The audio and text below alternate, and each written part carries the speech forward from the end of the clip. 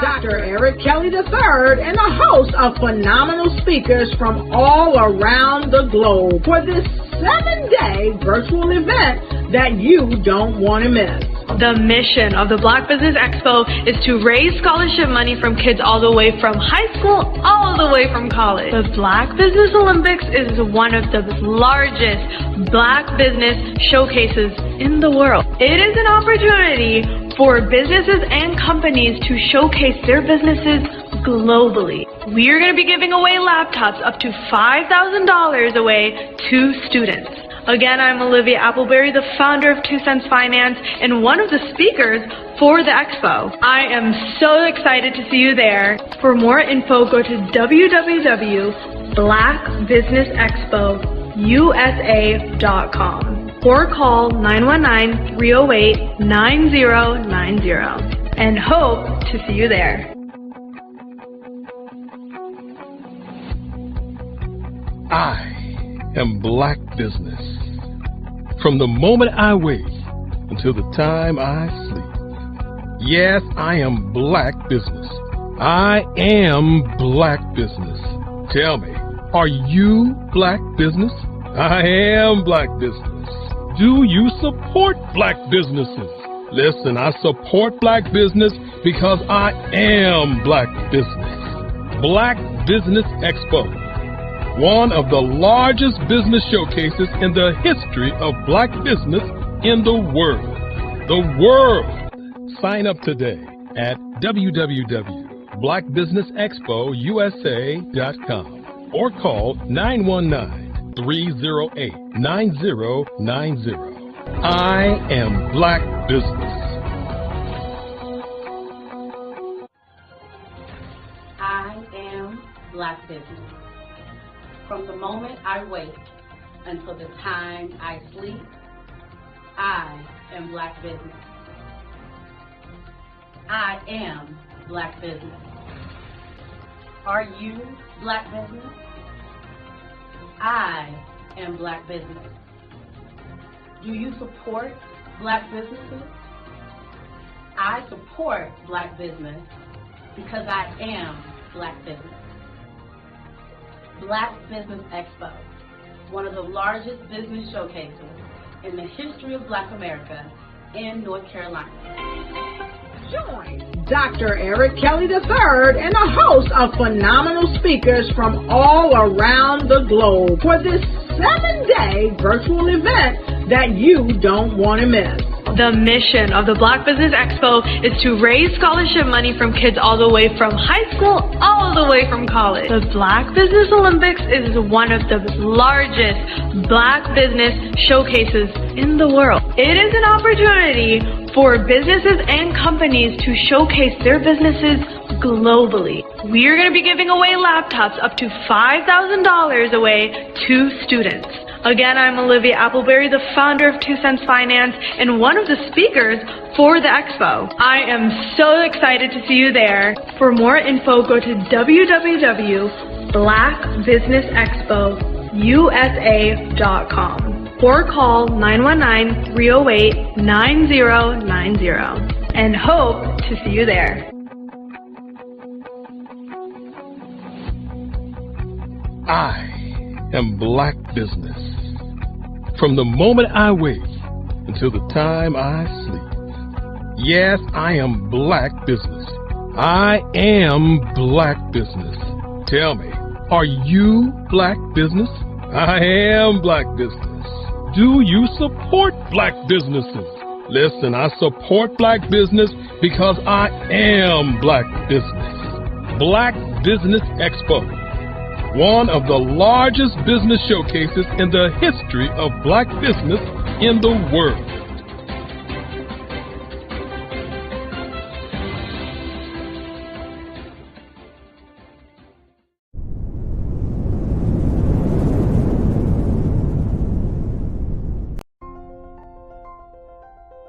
What if you could build your own city? A place where every child can find nurturing people to help them achieve their full potential. A place where every adult can access job training support, where health education is abundant, where social justice ruled the land. a place without limitations. Welcome. You have arrived at STEM City USA. It is what every city should be, a safe and trusted community where you find people and resources to help you become everything you are and beyond. STEM City is unlike anything you have ever experienced. It is a digital twin of the world around you, only better. STEM City is about energy and soul renewal. It is more than a digital world. You can almost feel the power of live cultural events, music, and theater. STEM City promises a better future for children with caring mentors and hands-on activities with dedicated tutors to support our youth. STEM City is your passport to a healthy lifestyle with weekly events addressing our community's many issues. STEM City is your financial well-being with helpful information on wealth management, career advancement, job training, and so much more. STEM City is the community you deserve. It is the city where your dreams can come true. STEM City USA, a place in the sky that is accessible to all who reach for the stars.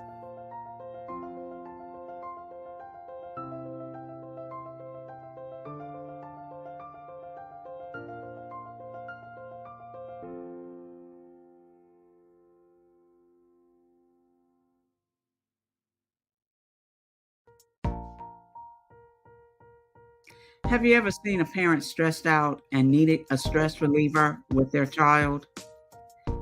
One morning I was coming out of a store and saw a mother and her 3 or 4-year-old son.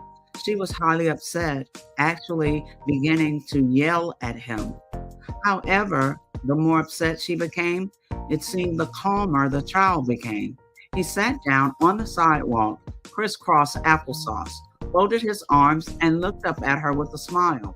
You see, the angrier she became, the calmer he became because he had the control of the situation. Hi, I'm Frizelma Lynn. I am the CEO and founder of Frizelma Teaching Parents, LLC.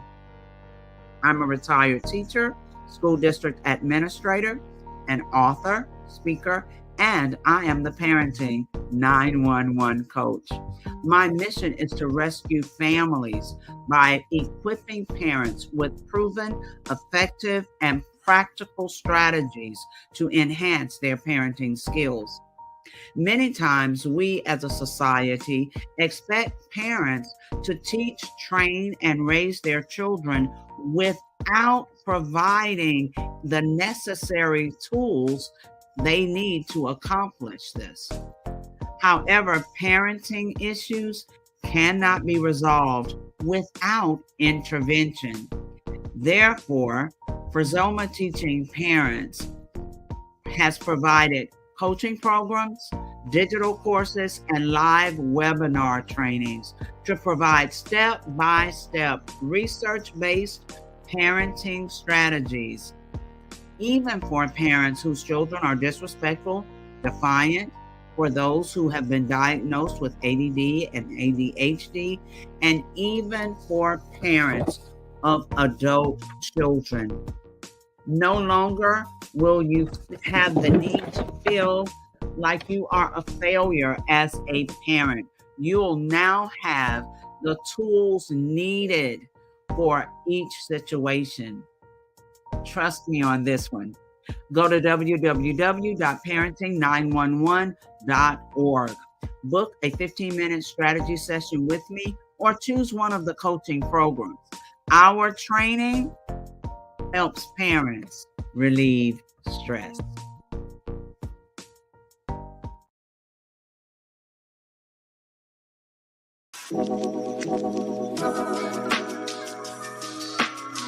The African company and the African CEO is making a conscious decision to bring on someone external to the continent versus bringing on someone who is from Ghana or Kenya or South Africa.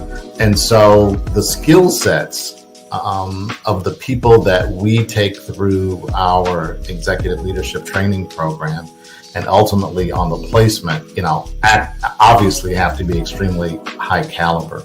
So what we look for are corporate executives at the vice president to C-suite level, as well as Black entrepreneurs. When we look at the Black corporate executives, we're looking for some very specific skill sets, whether that be around supply chain, sales and marketing, engineering, product development. We want our folks to be able to add immediate value to the corporate board, right? And the other thing is, even if they don't necessarily have specific industry experience, they're bringing a diversity of thought.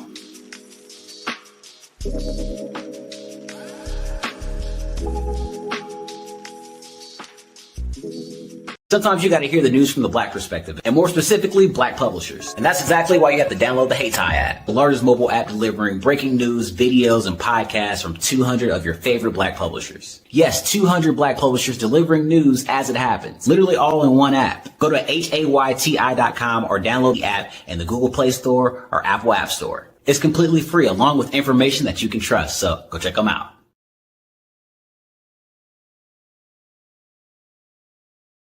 Ladies and gentlemen, and fellow professionals, please allow me to introduce myself. I am David Jones, the co-founder and CEO of the Hello LLC, where I am passionately dedicated to guiding individuals and businesses toward their own return on time investment. Time is my only competition. With over 20 years of experience as a corporate C-level executive, I bring a wealth of knowledge and expertise to the Hello LLC. My career journey has been marked by a relentless pursuit of excellence in marketing, strategy, and business management leadership. I have had the privilege of working with renowned Fortune 500 companies such as Xerox, American Airlines, Hilton, and Geico. However, what truly drives me is the transformational work we do at the Hello LLC. We are pioneering a new approach to business in the metaverse, where we empower businesses and individuals to build strong foundations, automate their processes and systems, while thriving in the ever-evolving digital landscape. More than just a 3D digital marketing agency, the Hello LLC is truly a community built on love, kindness, and integrity. We want more for you than from you. As I often say, collaboration is the new competition. In an era where time is the most precious commodity, I am here to guide you toward your own return on time investment, because if time was sold in stores, it would be sold out. With a deep commitment to excellence and a strong belief in the power of community, I don't just lead a company, I lead a movement into the future of business. Ladies and gentlemen, it is both an honor and a pleasure to be your guide on this remarkable journey. I am David Jones, and together, we will embrace a future marked by success, collaboration, and the transformative work we do at the Hello LLC. Hello stands for helping everyone live life optimally. So, let's make that pivot together and start living life optimally today.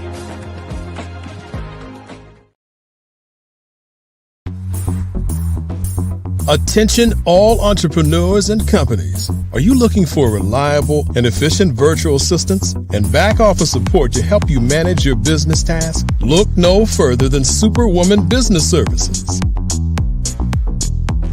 Our team of virtual assistants provides a full range of administrative support services, including operations management, social media marketing, and much more. We also offer website design services to help you create a professional online presence that reflects your unique brand. In addition to administrative support and website design, we offer business development and structuring services to help you grow your business and achieve your goals. We'll work closely with you to identify areas of improvement and develop a customized plan to help you reach your full potential. At Superwoman Business Services, we understand that running a business can be overwhelming and time-consuming. That's why we're here to help you fly high and achieve success. Our virtual assistants are highly skilled, experienced, and dedicated to providing you with the support you need to thrive. Come fly with us and take your business to new heights. Let us help you become the superhero entrepreneur you are meant to be.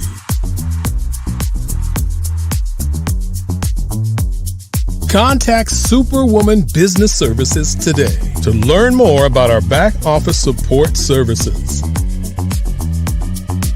Come fly with us and take your business to new heights.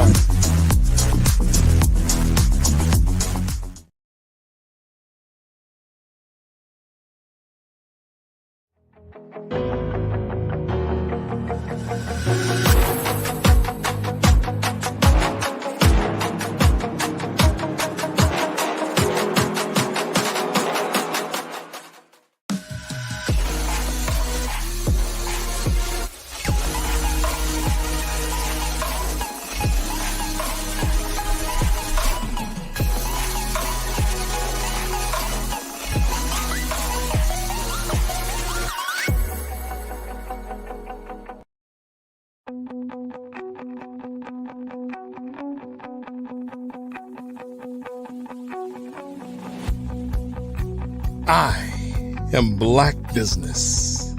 From the moment I wake until the time I sleep. Yes, I am Black Business. I am Black Business. Tell me, are you Black Business? I am Black Business. Do you support Black businesses? Listen, I support Black business because I am Black Business. Black Business Expo, one of the largest business showcases in the history of Black business in the world. The world! Sign up today at www.blackbusinessexpousa.com or call 919-308-9090. I am Black Business.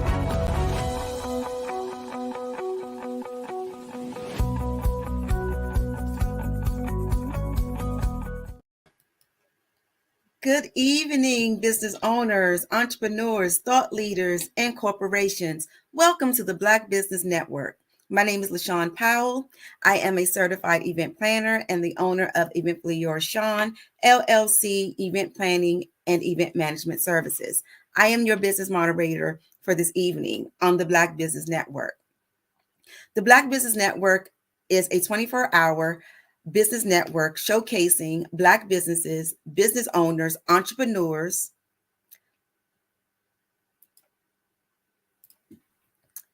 and thought leaders worldwide. We have speakers from North Carolina, London, Singapore, Africa, Japan, and cities all over the United States.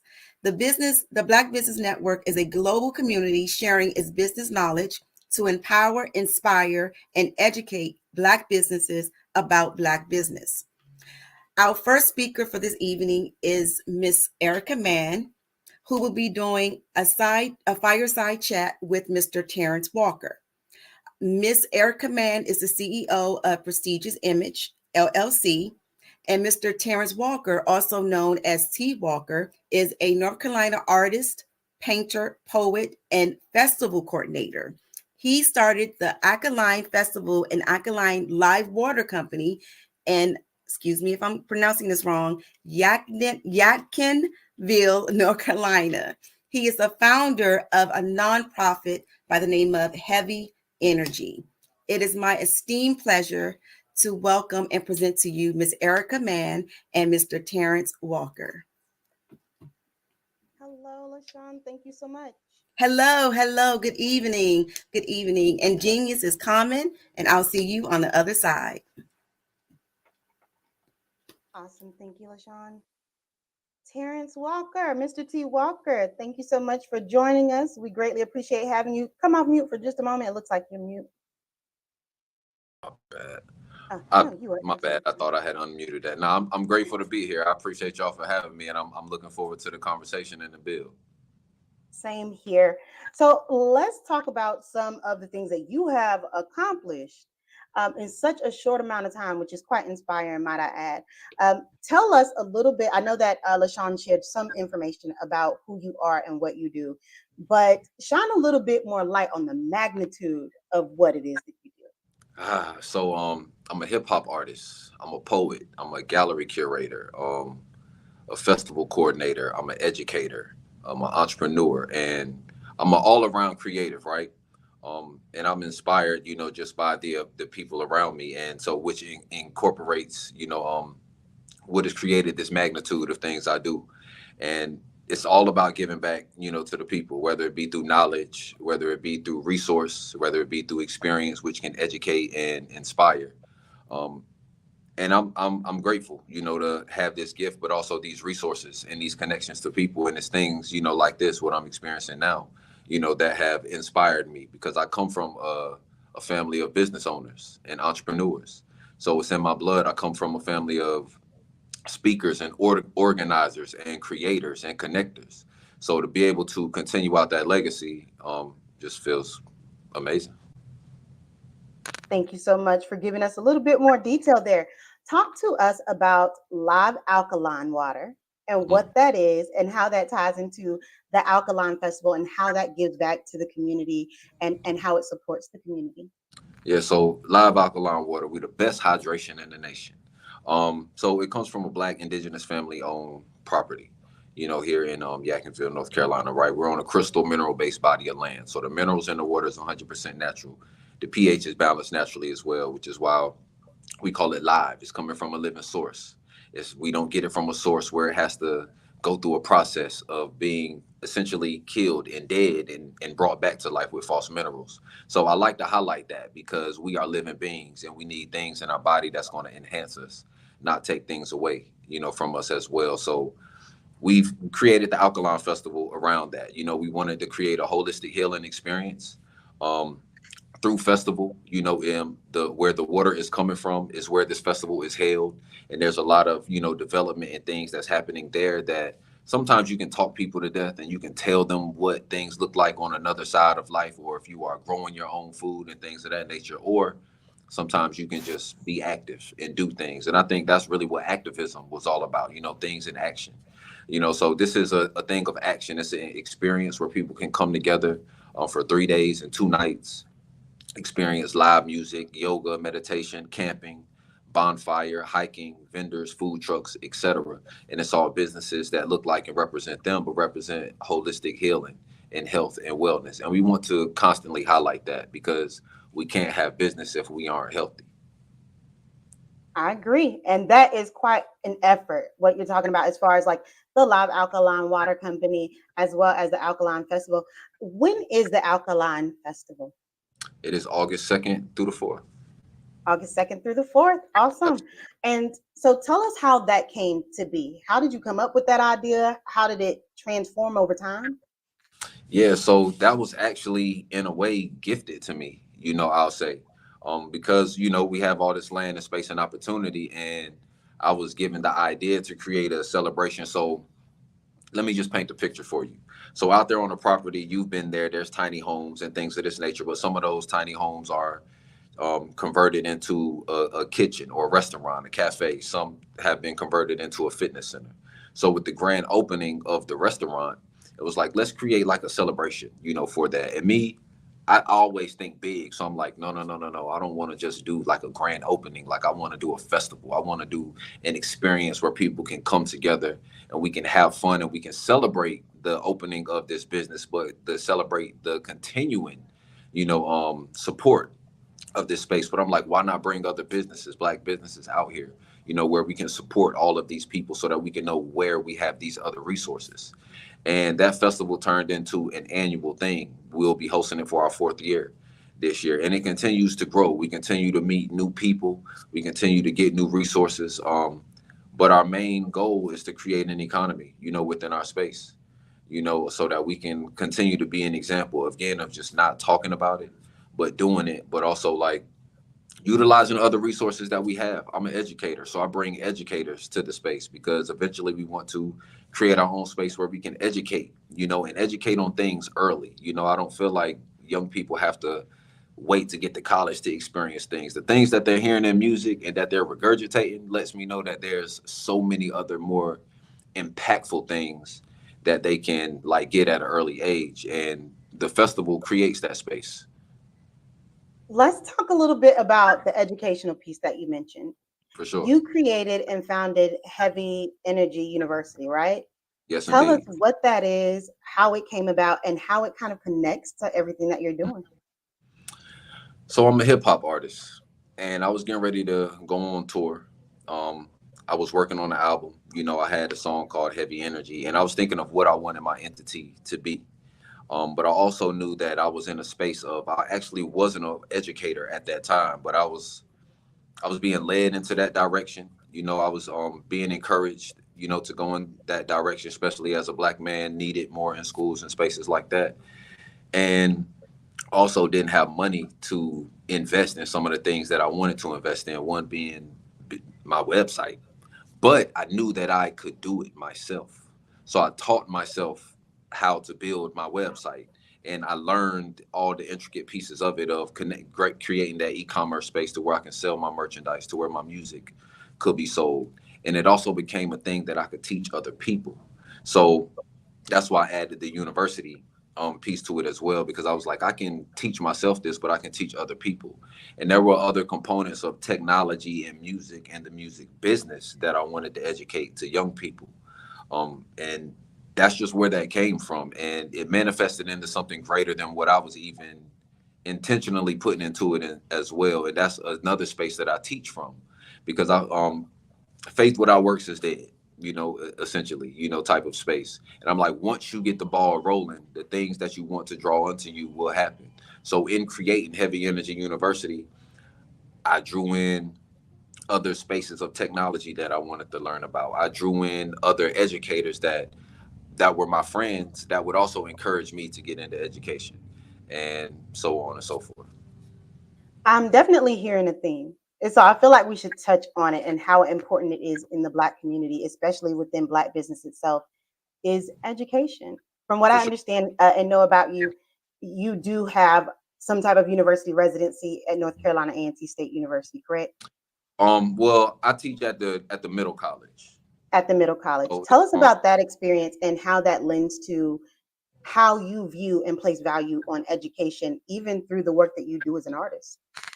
So being at the middle college, I'm there with I'm gonna say 98% Black young men. It's all young men. And the majority of the women, teachers and educators are Black women. And so they also encouraged me, you know, to be there a lot more. Started as just a sub, and then getting my programs and things into these spaces. But it's an opportunity to connect with the generation, especially as an artist, because I can create lectures and things based off of the music that they're listening to, you know, and connect it to different times and talk to them about the Harlem Renaissance and the Chicago Renaissance and civil rights, and connecting it, you know, to protests through music, or things that in our own music were protested and why. And just that space alone has allowed me to hear them differently. But, you know, there's also another thing in holistic health where we discuss healing our own inner child. You know, so while connecting with these young men and hearing the things that they're, you know, going through or into and things of that nature, it gives me an opportunity to work with them on that level. So I'm totally grateful for that space, because they look up to me, and they've allowed me to be somebody that can hear them, but also speak to them in a way that they listen. And one of my students is now one of the artists that I'm developing a brand with, and we're doing business with. And I had an opportunity to educate him and the entire class on, you don't have to wait till you have bills to make money. If you have a gift right now, let's dive right into it. Let's do it while you don't have the responsibility of bills, and why you don't have to worry about a card note, and why you even don't have to worry so much about trying to find different sponsors and things for investment. Let me teach you how to do that now, though, so that you can do it. And by the time you really are out there on your own, you'll be in that space. And it's certain things that I wish, you know, I had experienced, but instead of just sitting on a wish of what I had experienced, I can give that because I have that to give. I think that is quite the inspiration. Just from a perspective of being a business consultant, one of my passions is also making sure that we start teaching financial literacy younger, because in high school, I knew nothing about taxes. Nobody told me. And so I knew nothing about credit as well. So the idea that from a perspective of being an artist or being in a creative space, you start to tie together entrepreneurship, financial literacy, business concepts, IT. You are truly someone who understands that skill sets and knowledge is transferable throughout everything you do in your life.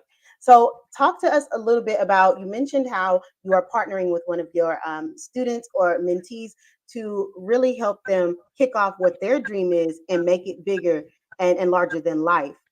There are other ways that you also give back through the live alkaline water as Right. well. Talk about some of those other ways that you also give back to the community and back to the youth that you encounter. Yeah, so I have a brother of mine by the name of Akeem, who has a space in Greensboro, a business that's a healing center, that is a fitness center, as well as has smoothies, and things of that nature. But he had a project that he was doing called Hydrate the Hood, and what he was doing was going back to his hometown in Philly and also beautify the block, cleaning up, getting some people, brothers and sisters together to clean up, but also give away the water. So, and that's our brother. So we were like, we need to do that here in North Carolina. And we began to do that. But not only that, we would knock on doors, and, ask like, would you like to receive this water? And sometimes there were no's, but other times it was an opportunity to educate, but then you'd meet somebody who is dealing with cancer or diabetes, and their doctor had suggested them alkaline water. But it was just cheaper to get this other type of water. So here we were giving it to them, and now we had somebody that, I mean, of course, we know that people need it, but sometimes you're like, but I know for a fact that I need to stay in contact with them, and I can't say I've done the greatest job of that part in particular. But, we get to connect with people and go into other communities, and then we do business in Atlanta. So we'll connect with somebody and be like, listen, let's do this Hydrate the Hood project there. And we're expanding, that idea, because there's a Flint, Michigan like crisis going on in our communities all over America, and nobody's coming to give them anything. So because we have this resource and because it is benefiting us, why not take it to the places where they can benefit, as well? And sometimes we do that through just giving it, and sometimes through fundraising. We also want our people to know that sometimes we spend money in places where we don't even know what's being done with that.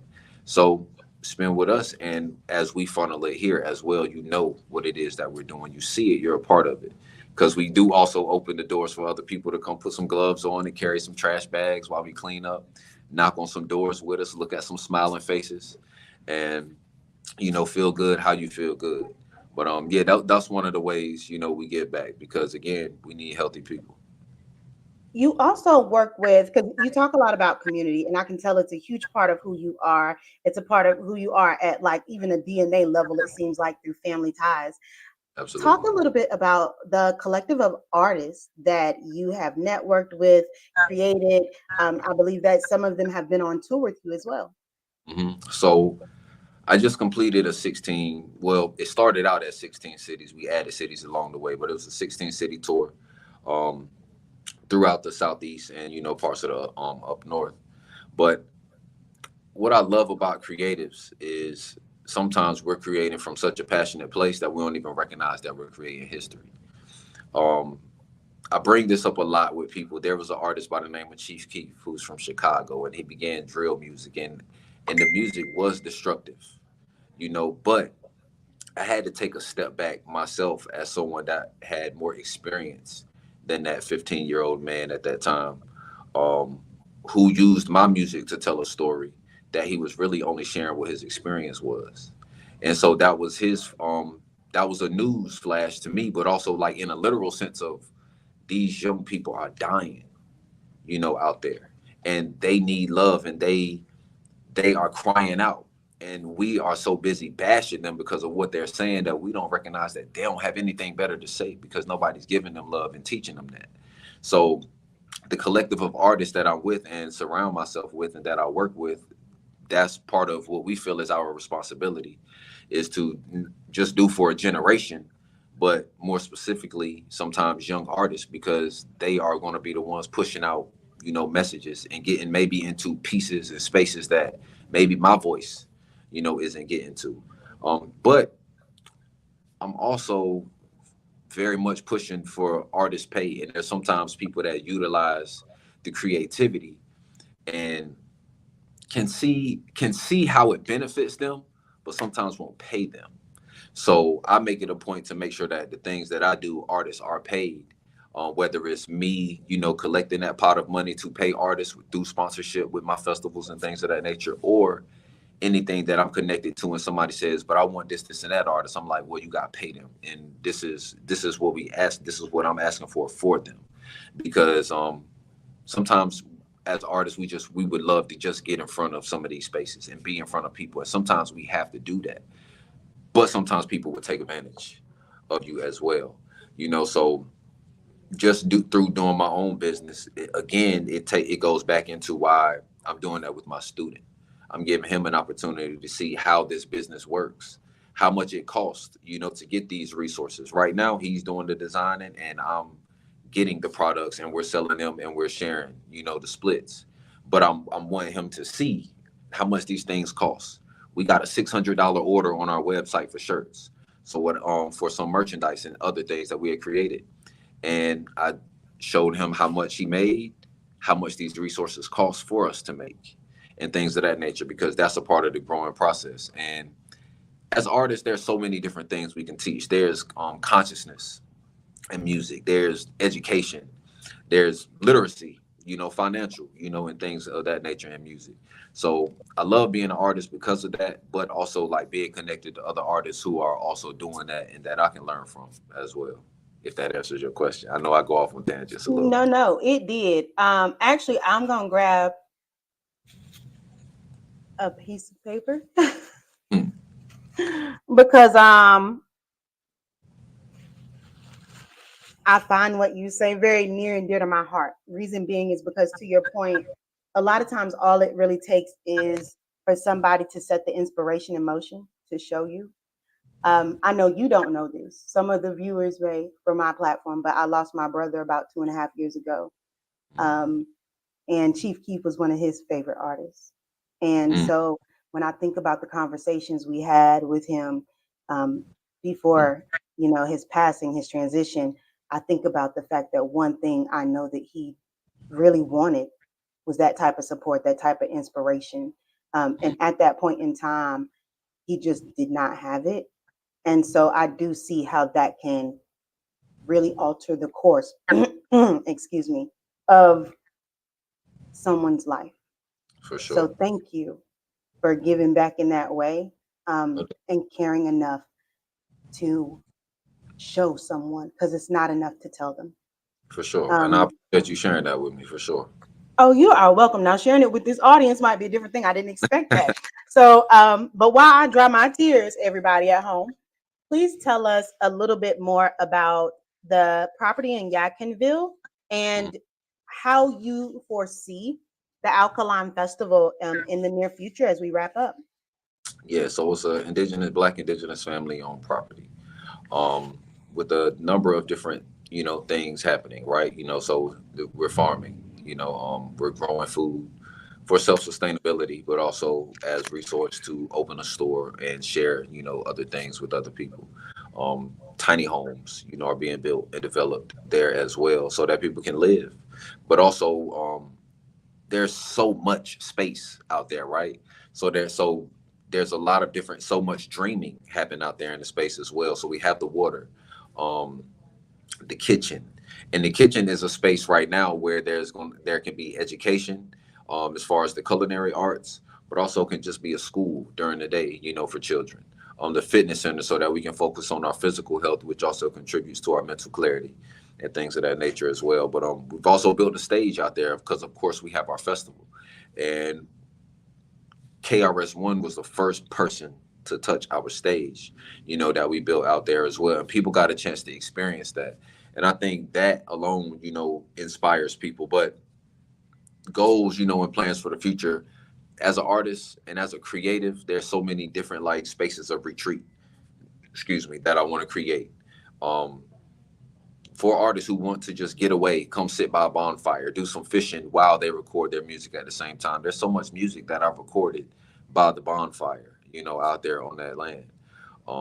We want people to see the farm. We want people to come out there and volunteer and take their shoes off and get in the dirt and put their hands out there and grow some corn or some kale or some cabbage or some herbs, out there as well. The land, it's a space where we are developing for other people to experience, to either be a part of, or if you decide, hey, I've got something, out here, and because I was inspired here, I would like to create something here as well.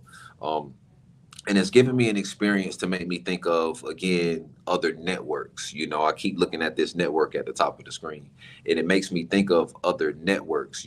There's so many other farms and spaces where people have land that are happening, that are throughout the country. I know some in Portland, some in Atlanta, some in DC. And I just constantly think of us being able to create a network of, even while I'm traveling. So what if I don't have enough space to carry all the water that I need during travel? I would love to know that I can connect with this other space and land that has a resource that is in connection to mine, in alignment, or with ours rather. It's not even mine. It was, it's here for us to have.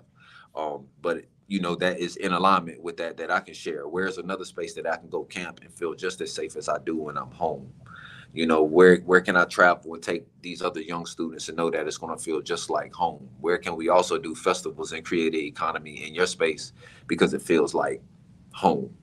The vision is grand, and I can sit here all day and really talk about it.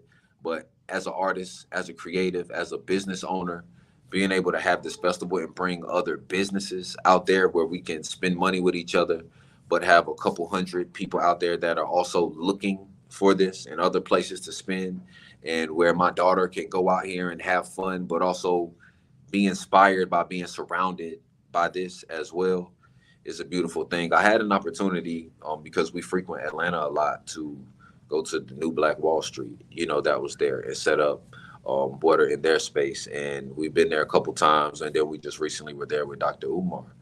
And it was a beautiful experience because it's constantly just seeing how this space can happen and be created. I believe, and I may be incorrect in the acreage, but I believe it might have been like, maybe 48. I don't even remember. I'm trying to think of the size of Tulsa's Black Wall Street, but I'm like, sometimes we can take little and make so many grand things. Agreed. The Harlem Renaissance, was a space of time where, wow.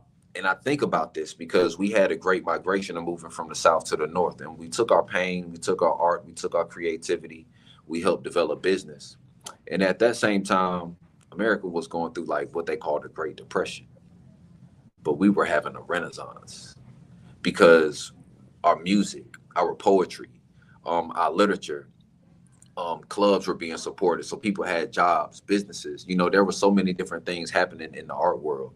Italy can have a renaissance for a century. We only got a chance to have it for a decade. But to be able to look at what happened and what we were able to create, what things are still being inspired now, from the artistry, from the businesses and things that were during that time, it constantly makes me think about what can be done with this land, what can be done with the artistry, what could be done with the collective of educators that I know and the collective of businesses, and this is a beautiful example, the network, that's happening now. Now, I know that, and I know we're running out of time, but I know that you are going to be at some North Carolina wide events coming up soon here that are very well known, and that you've also been able to bring quite a few other predominant artists to North Carolina. Tell us a little bit about that, and I believe the upcoming art festival or film festival that you're included in. Yeah, so we have an experience that we host called We Are the Gold. There's a Japanese word called kintsu kuroi, and kintsu kuroi is taking broken pottery and putting it back together with gold. So, and I had that concept just sitting in my phone.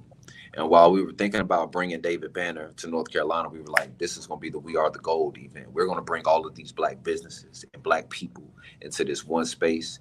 And as broken as this place, as this country, even some of these cities that we dwell in are, we always seem to hold it together, whether it's our contribution to business because we spend over 1.3 trillion, and keep a lot of things going. And unfortunately, sometimes gold isn't always polished, so, now let's polish it, at the same time. But David Banner, was one of those, a phenomenal person and poet and educator by the name of Sonny Patterson from New Orleans. We brought her to North Carolina A&T. Knowledge reigns supreme over nearly everything. We brought KRS-One to North Carolina quite a few times. I'm trying to think. 19 Keys, our brothers Blue Pill and Red Pill. And now I had the opportunity, to open up for AJ McQueen in June, in the hopes of bringing him. We have our connection with Moo Moo Fresh, and looking to bring her. And as an artist, my art exhibit opens June 7th, and I've had an opportunity to bring a lot of artists, into that space, and also some artists who have gone to, like, you will see them do other wonderful things. Carlos Parks, Tymeeka Mabry, Damian Mathis, a lot of beautiful, artists with beautiful creativity. And then in August, right before our festival, we have the National Black Theater Festival that happens biannually in Winston-Salem, where all of Black Hollywood is in the space along with Black businesses. Yes. And the poetry team that I'm a part of, Word Society, we will be headlining that Thursday, which is August the 2nd. We'll be headlining their Midnight Poetry Jam. And we've been headlining for the past 2 or 3 of those theater festivals that happen. But those are all wonderful, beautiful experiences as well. Because it goes beyond theater. They also Black Business Expo. So you get to walk through there and meet hundreds of business owners who might have just started a business and wanted to invest in being in one of the biggest places, or somebody that's there every year and they're like, I can't miss it. And people come from all over the place. So it's also an opportunity to just make connections with somebody that's somewhere else and learn their story and why they decided to even come here themselves. Well, it's definitely an awe-inspiring story. As far as your journey and how you've been able to network and pull people together and educate the community and give back, even in times when you probably didn't have very much to give.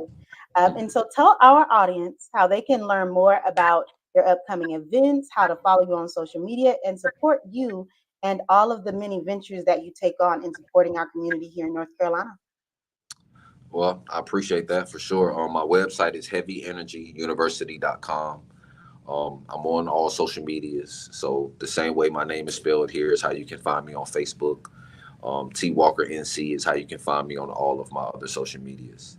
One of the ways, or some of the ways that you can support me, we do have, so my art exhibit experiences are free experiences except for my closing one.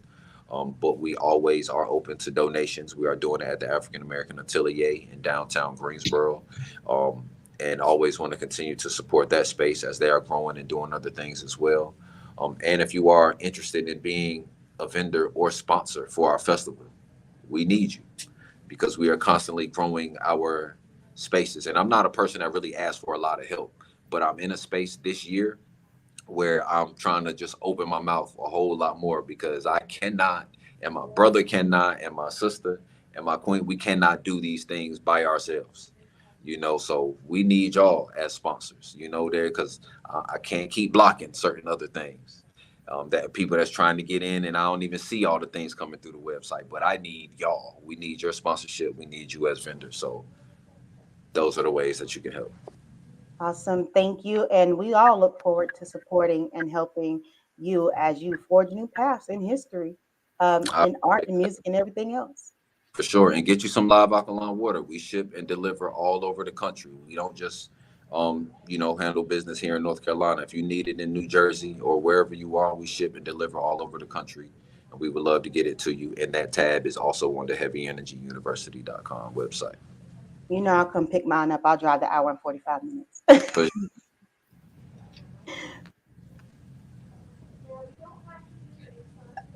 All right. Okay. Well, thank you. Thank you so much. Thank you, Erica. Thank you, Terrence. Thank you for your time. Thank you for the information. It was a wealth of information. Thank you. We really appreciate it. And genius is common, and I will see you on the other side. Thank you. I appreciate y'all for having me. I look forward to reconnecting. Same. Thank you both. Yes, sir. Thank you. All right. That was great. Great information. So we're going to go ahead and, of course, promote our sponsor, our scholarship that we have. The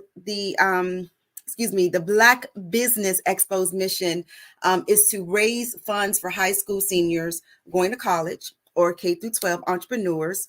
This expo is a fundraiser for students. You may go to www.blackbusinessexpousa.com to donate to the scholarship fund or use the Cash App. And the Cash App is $BBXUSA. Our goal is to give laptops up to $5,000 to 10 students. Students can register online at blackbusinessexpousa.com. Every dollar counts. We want to remind you to donate to the scholarship fund today. We would also like to thank our Black Business Expo USA sponsors for the month of May. We have NC 100, Moody Capital Partners, Suede Soul, BDM Media, Lotus Richey Coaching and Training, Carolina, Virginia Minority Supplier Development Council, Step Management, Hello LLC, BHS and Associates, Margie McLean Foundation Inc., Genius is Common, Earth Essentials, Melaine Shawnee, Global, Executive Women's Success Institute, The Quality Coaching Company, Superwoman Business Services, Creative Force Studios, Lee Entertainment, Artistic App Design, Black Business Expo USA. We thank you very much for your contribution to this great cause. And Genius is Common. I'll see you on the other side.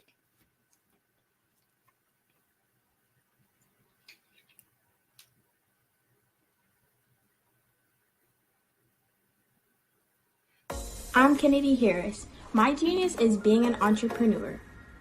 I'm the CEO of K-Lock, a company where I develop my very own line of kids supplements.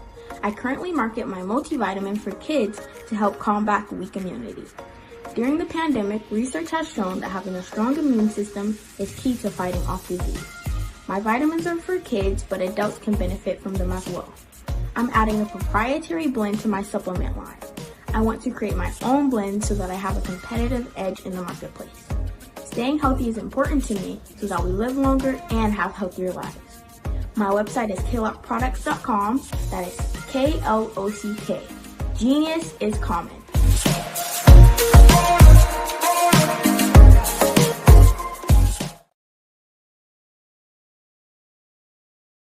I'm Ramon Ray, founder of Smart Hustle Magazine and smallbiztechnology.com.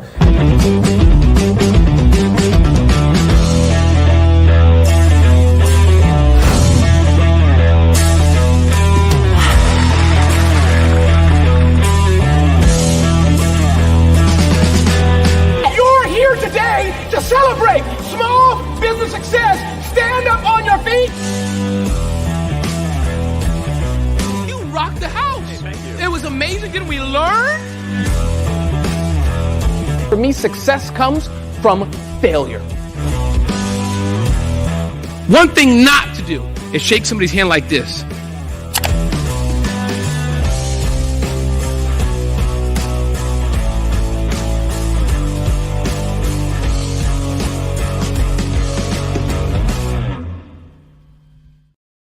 Over the past few years, we've seen the growth of existing and new initiatives focused on financial inclusion, building global networks, and reducing the wealth gap in response to the idea there's not enough seats at the table. Whether their outcomes are to increase the representation of Black executives on corporate boards, ensure an inclusive global economy, or to create new U.S. African commercial pathways, the strategies are often carried out by separate programs. The question is, should they be? With the continent of Africa being home to more than half of the world's fastest growing economies, the youngest workforce, over 400 companies generating more than $1 billion annually, 700 generating more than $500 million annually that are poised for growth, and being the destination of nearly $5 billion in venture capital in 2021. Diversifying U.S. and Africa commercial engagement by building bridges between African businesses and their U.S. diaspora should begin being seen as mutually beneficial.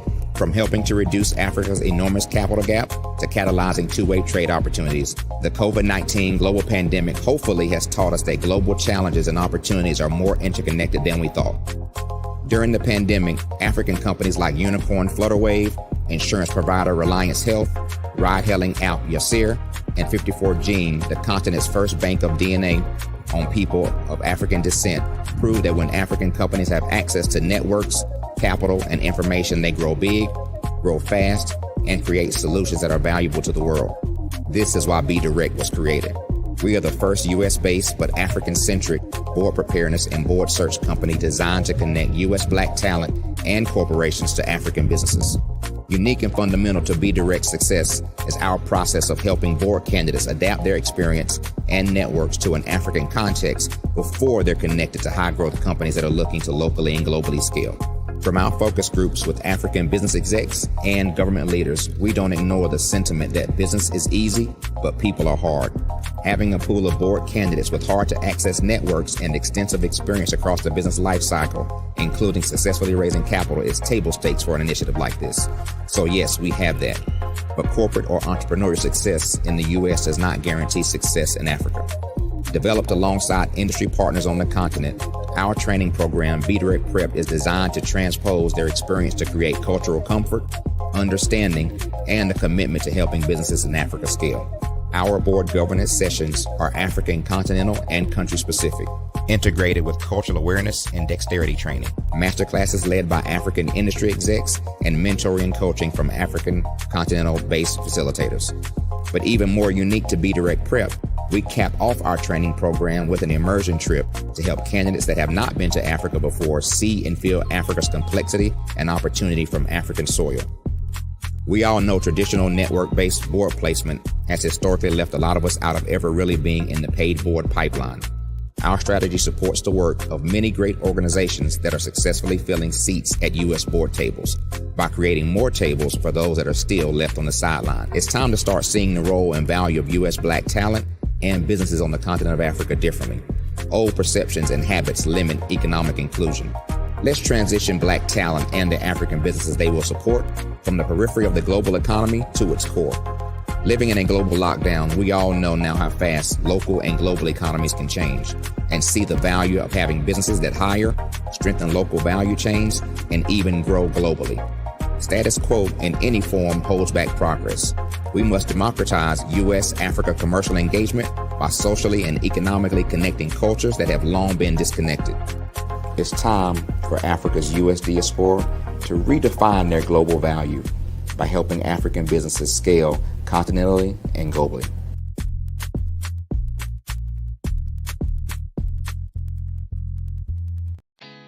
Did you know women represent just 3% of Fortune 500 CEOs and less than 15% of corporate executives at top companies worldwide?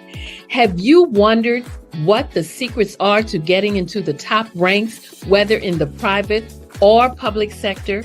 Do you want to figure out how to stop being held back in your career or passed over for promotion? Then you're in the right place. Hi, I'm Dr. Madeline Ann Lewis, President and CEO of the Executive Women's Success Institute. I have decades of experience in the military, the federal government, and corporate America, and my mission is to help women succeed and tap into their full potential. I want to reach 1 million plus women around the world to become the leaders they are meant to be. So if you want to move into a management or executive level position, or maybe you are a female veteran transitioning out of the military into business entrepreneurship, then reach out to the Executive Women's Success Institute at 301-693-3284. Let us get you on the fast track to success.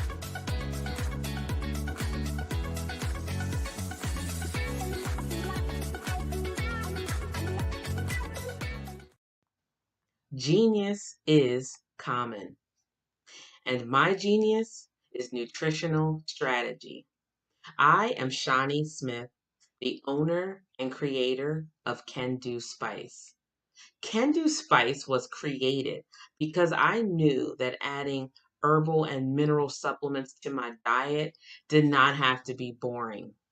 In fact, because I'm a food enthusiast, I knew I could create something flavorful and explosive that also had the benefit of adding herbal supplements such as sea moss, bladderwrack, burdock root, and black seed, just to name a few. I invite you to take this journey with me where we come together and take control of our nutritional health. It is my way of sharing my genius, the gift of flavor and the healing power of herbs to the world. What is your genius?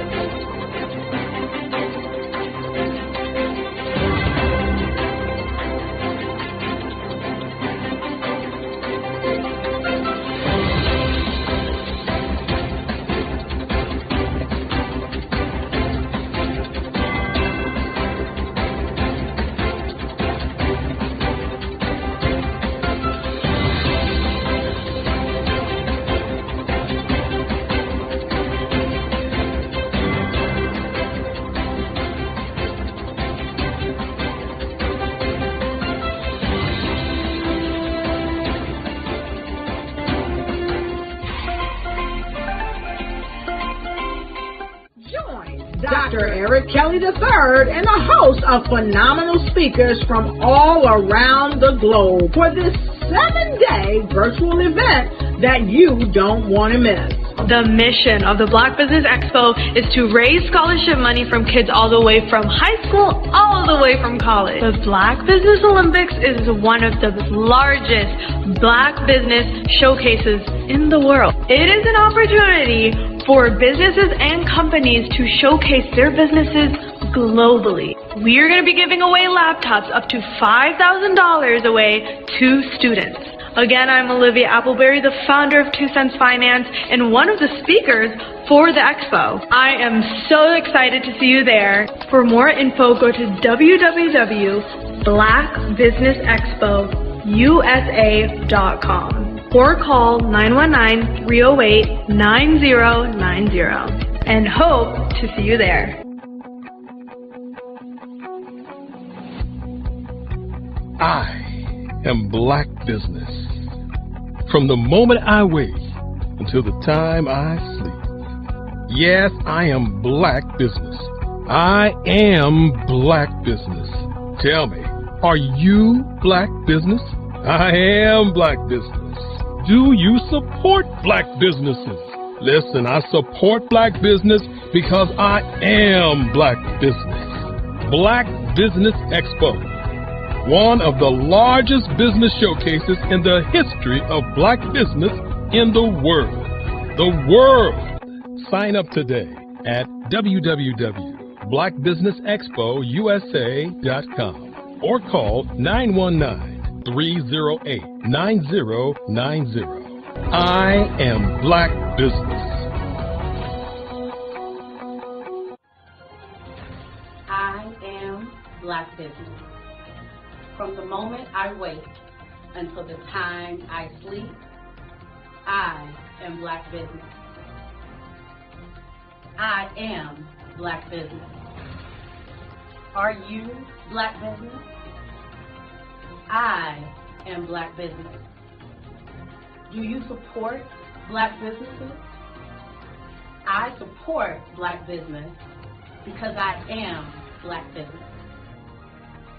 Black Business Expo, one of the largest business showcases in the history of Black America in North Carolina. Join Dr. Eric Kelly III and a host of phenomenal speakers from all around the globe for this 7-day virtual event that you don't want to miss.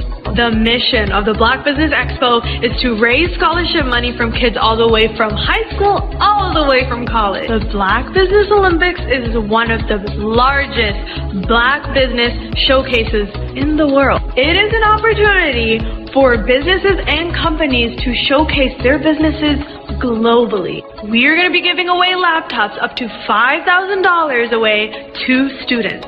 Again, I'm Olivia Appleberry, the founder of 2 Cents Finance and one of the speakers for the expo. I am so excited to see you there. For more info, go to www.blackbusinessexpousa.com or call 919-308-9090 and hope to see you there. I am Black Business. From the moment I wake until the time I sleep. Yes, I am Black Business. I am Black Business. Tell me, are you Black Business? I am Black Business. Do you support Black businesses? Listen, I support Black business because I am Black Business. Black Business Expo, one of the largest business showcases in the history of Black business in the world.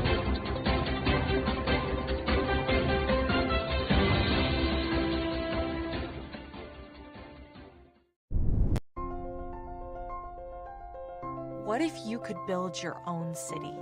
A place where every child can find nurturing people to help them achieve their full potential. A place where every adult can access job training support, where health education is abundant, where social justice ruled the land. A place without limitations. Welcome. You have arrived at STEM City USA. It is what every city should be. A safe and trusted community where you find people and resources to help you become everything you are and beyond. STEM City is unlike anything you have ever experienced. It is a digital twin of the world around you, only better. STEM City is about energy and soul renewal. It is more than a digital world. You can almost feel the power of live cultural events, music, and theater. STEM City promises a better future for children with caring mentors and hands-on activities with dedicated tutors to support our youth. STEM City is your passport to a healthy lifestyle with weekly events addressing our community's many issues. STEM City is your financial well-being with helpful information on wealth management, career advancement, job training, and so much more. STEM City is the community you deserve. It is the city where your dreams can come true. STEM City USA, a place in the sky that is accessible to all who reach for the stars.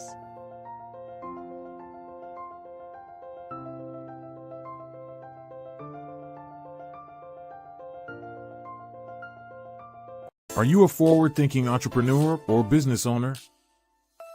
The world is changing faster than ever, and it's time to pivot and adapt to the future. Hello LLC is here to help you do just that. Hello stands for helping enterprises leverage leading-edge optimizations. Our innovative solutions can streamline operations, reduce overhead costs, and give you a competitive edge in a market projected to reach $5 trillion by 2030. By pivoting to the metaverse, businesses can tap into a rapidly growing market that is projected to be a significant part of daily life for 25% of Americans by 2026. As a full digital metaverse agency, the Hello LLC can help you create custom solutions to streamline operations, increase productivity, reduce costs, and drive brand recognition. Why should you pivot to the metaverse with the Hello LLC? By leveraging cutting-edge technology, you can provide immersive experiences for your customers, expand your global reach, and unlock new revenue streams. Contact us today to make the pivot.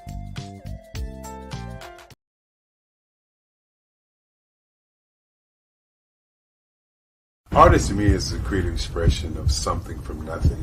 You know, it explodes onto the canvas, or it explodes on in my work. One of the things that I try to do more than anything is I try to just give the lines and the movements and emotions and expressions to what I do. art really means to me a chance to express how I feel deep down inside. Most of my art begins as a thought that I might have, whether it's sports, whether it's history, whether it's a woman or a man. It pretty much starts as an idea of thought before I get into the actual image of what I'm going to draw. I do a lot of historical pieces. I was a history minor in college, and I love to do history pieces. And a lot of times I'm thinking about history, and then I try to make that history impact you as you look at it. That's one of the reasons I do pictures so large. People ask me, why do I do the pictures so big? And I tell them, I want the piece to impact them as they're looking at it. To kind of dominate their space. And most of my pieces I try to do off page. I don't try to do anything that's going to be in those four corners or in a square. And I want your imagination to be a part of the piece that you're looking at.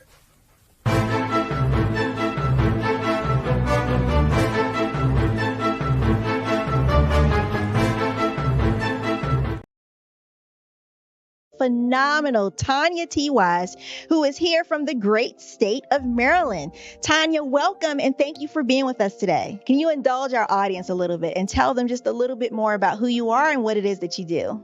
Well, I love being able to talk to people and have a magnetic attitude, being able to just show them. So I always like to say, level up is Coach at Tanya T. Wise here. So can you tell our audience, just give them a teaser about what your presentation will be about? So my philosophy is that we should all be living our dream life. So tomorrow I'm going to talk about how you start living your dream life. What are some of the things that you thought about in your childhood that you just kind of let go and dormant? Wow. And I want to reignite that and just give you some pointers and some tips, some tools, some strategies to be able to start living your best life now. And guess what, Rhonda? And leave an inheritance for your legacy. Oh my goodness. Okay, I know that's resonating with a lot of people. I've heard that you have a dynamic coaching program. Can you tell us a little bit more about that? Absolutely. So our coaching program help people that have the lack of time, that lack strategies, and lack the confidence to go after their dream life. So we help them implement tools, we help them implement strategies, as well as give them resources so that they can live their best life now and leave that inheritance. Wow. Oh, I love that. I love the leave the inheritance part. Listen, you are dropping some major nuggets, and I know a lot of what you're saying is resonating with a lot of people, but I think we're all curious. How did you even make this transition into the speaking and coaching arena? What's the story behind this? So I started out in finance, and I realized that a lot of people don't necessarily go after their dream life because of the lack of finances or the education behind finances. But it wasn't until I lost my firstborn, my only son, that life changed for me. And where I was going after it all, living the corporate life, hit my 6-figure income and living in my dream house with my dream man, driving my dream car. I nearly lost it all when I lost my son. And so I realized it only takes one financial catastrophe that can change your entire life. That's what made me start All New Beginnings. Because no matter what's going on in life, there's a new beginning. And because of that, we develop a program called Wise Minded. My little slogan is, don't just dream it, let's live it. If they want to connect with you or work with you, what is the best ways for them to be able to do that? Well, for my social media guru, you can connect with me on every single social media platform as Tanya T. Wise.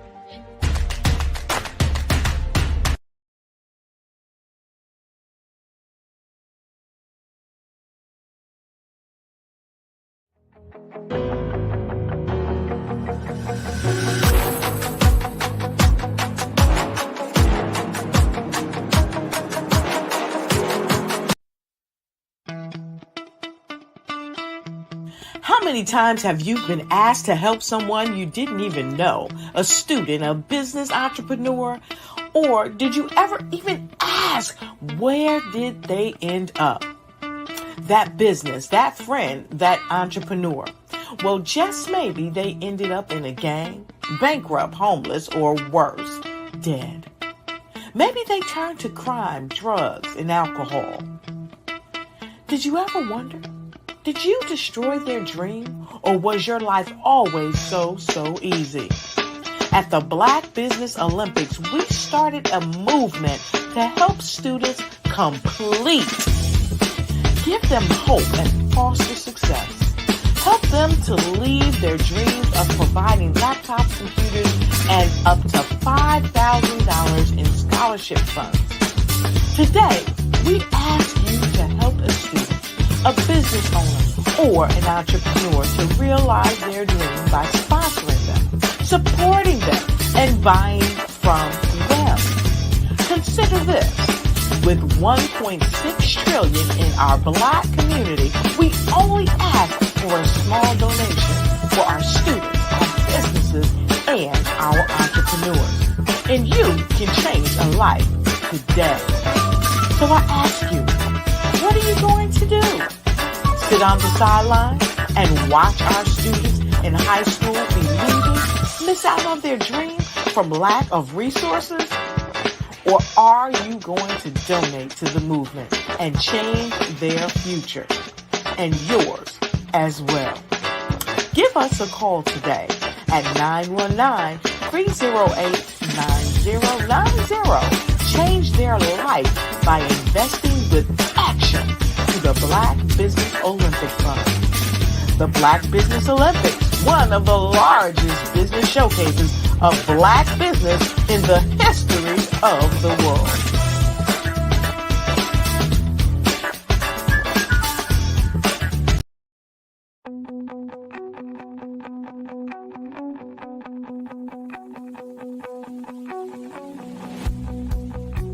I am Black business.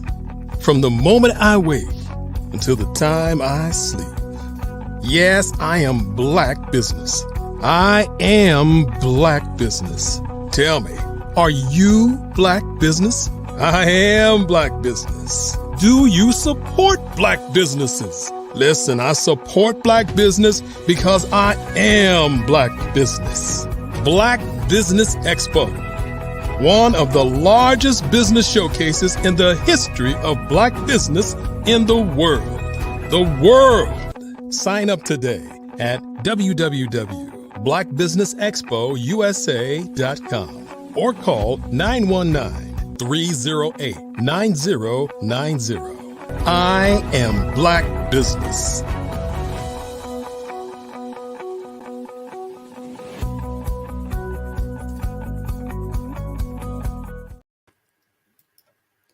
All right. Good evening, beautiful people.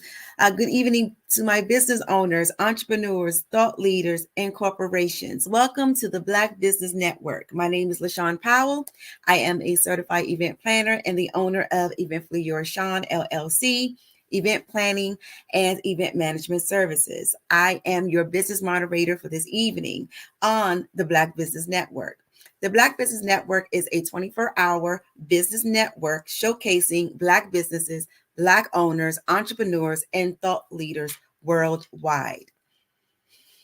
We have speakers from North Carolina, London, Singapore, Africa, Japan, cities all over the United States.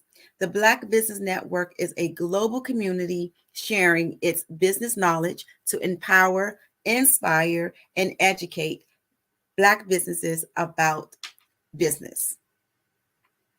Our second speaker for this evening is Miss Shanadice Shakespeare Hampton.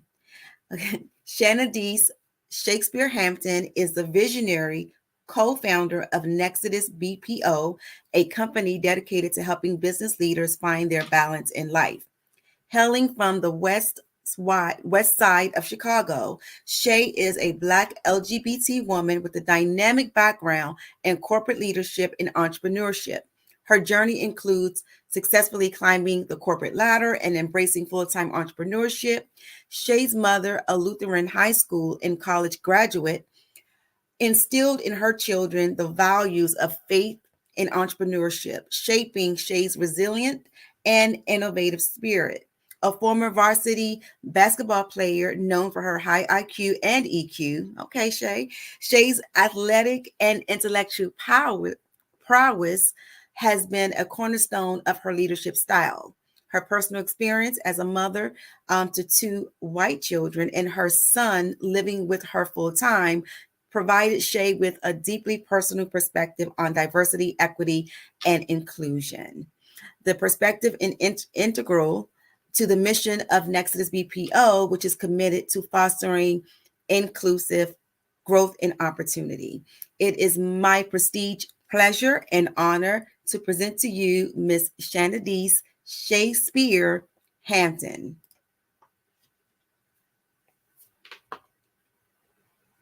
Hello. Hey, how's it going? Going good. How are you? I'm doing great. Thank you for inviting me to this platform. I appreciate it. You're welcome. Thank you. Thank you for coming. Thank you for being here with us this evening. So business, common is, genius is common. I'll see you on the other side. All right. See you soon.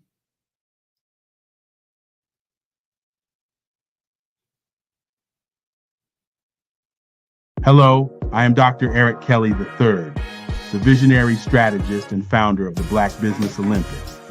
I invite you to showcase your Black-owned businesses on the Black Business Network global stage. The Black Business Olympics is a global Black Business Network platform that propels Black-owned businesses into the international spotlight. By showcasing your business on the Black Business Olympics platform, you can reach a worldwide audience of potential customers, partners, and investors. You can also establish yourself as a thought leader and expert in your field, attract lucrative partnerships, and more speaking engagements. In addition, the Black Business Olympics platform provides a valuable opportunity to connect and collaborate with like-minded entrepreneurs and business professionals from around the world. This can lead to new business opportunities, ideas, and relationships. Finally, by sharing your story and expertise on the Black Business Olympics platform, you can inspire and empower others. This is a powerful way to make a positive impact on the world and leave a lasting legacy. If you are a Black-owned business owner, I encourage you to seize the opportunity to showcase your business on the Black Business Olympics platform. It is a once-in-a-lifetime opportunity to make an indelible mark on the world. Be one of the 1,000 visionary entrepreneurs who are changing students' lives, shaping industries, and leaving an unforgettable legacy for their families. Unleash your voice on our global stage and watch your business thrive. Black Business Olympics is one of the largest Black business showcases in the history of Black business in the world. Yes, the entire world. Just give me a call today at 919-308-9090.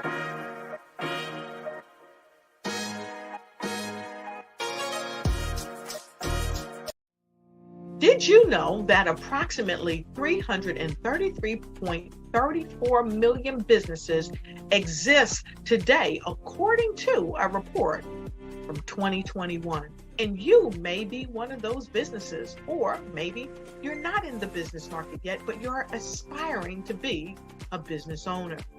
Well, guess what? You're in the right place at the right time. Because let's face it, everything is about timing and opportunity. Hi, my name is Dr. Lotus Richey, and I'm the CEO and founder of the Lotus Richey Coaching and Consulting LLC, along with the Lotus Richey Ignite Show. 15 minutes of success with Dr. Lotus Richey, as well as books to boom your business and bring who you are. And today, I want to bring this amazing message to you about the Black Business Network and the Black Business Olympics. See, the Black Business Network and the Black Business Olympics is designed to help people just like you, that's right, that look like me, to take their business to the next level. Not just in your front yard or your backyard, but globally. The Black Business Network and Black Business Olympics is designed not to just help you survive, but to help you thrive. So join us today as we come together with businesses all around the world to support our students, our children, our young teens, our young entrepreneurs. What we do is we come together to help raise funds for students who are aspiring to be business entrepreneurs, who are aspiring and who are thriving in college. We endow them with a wonderful opportunity to gain scholarship of either a laptop or several thousands of dollars. And okay, welcome back. Hey, sis. Hey. Hey. Welcome back. Welcome back. Okay, so now we're going to have a presentation by Miss Shanadice Shea Hampton. You ready? Yep, I'm ready. All right, let's rock. Let's rock. Genius is coming, and I'll see you on the other side. Again, thank you for this opportunity to share more about myself and then Nexodus BPO on this platform. So my name is Shanadice Shea Hampton. And again, thank you for the beautiful introduction from Black Business Network. And again, this opportunity to share more about Nexodus BPO, which is business process outsourcing. So Nexodus has the opportunity to solve numerous problems and issues that are common for entrepreneurs, specifically entrepreneurs who are Black or brown.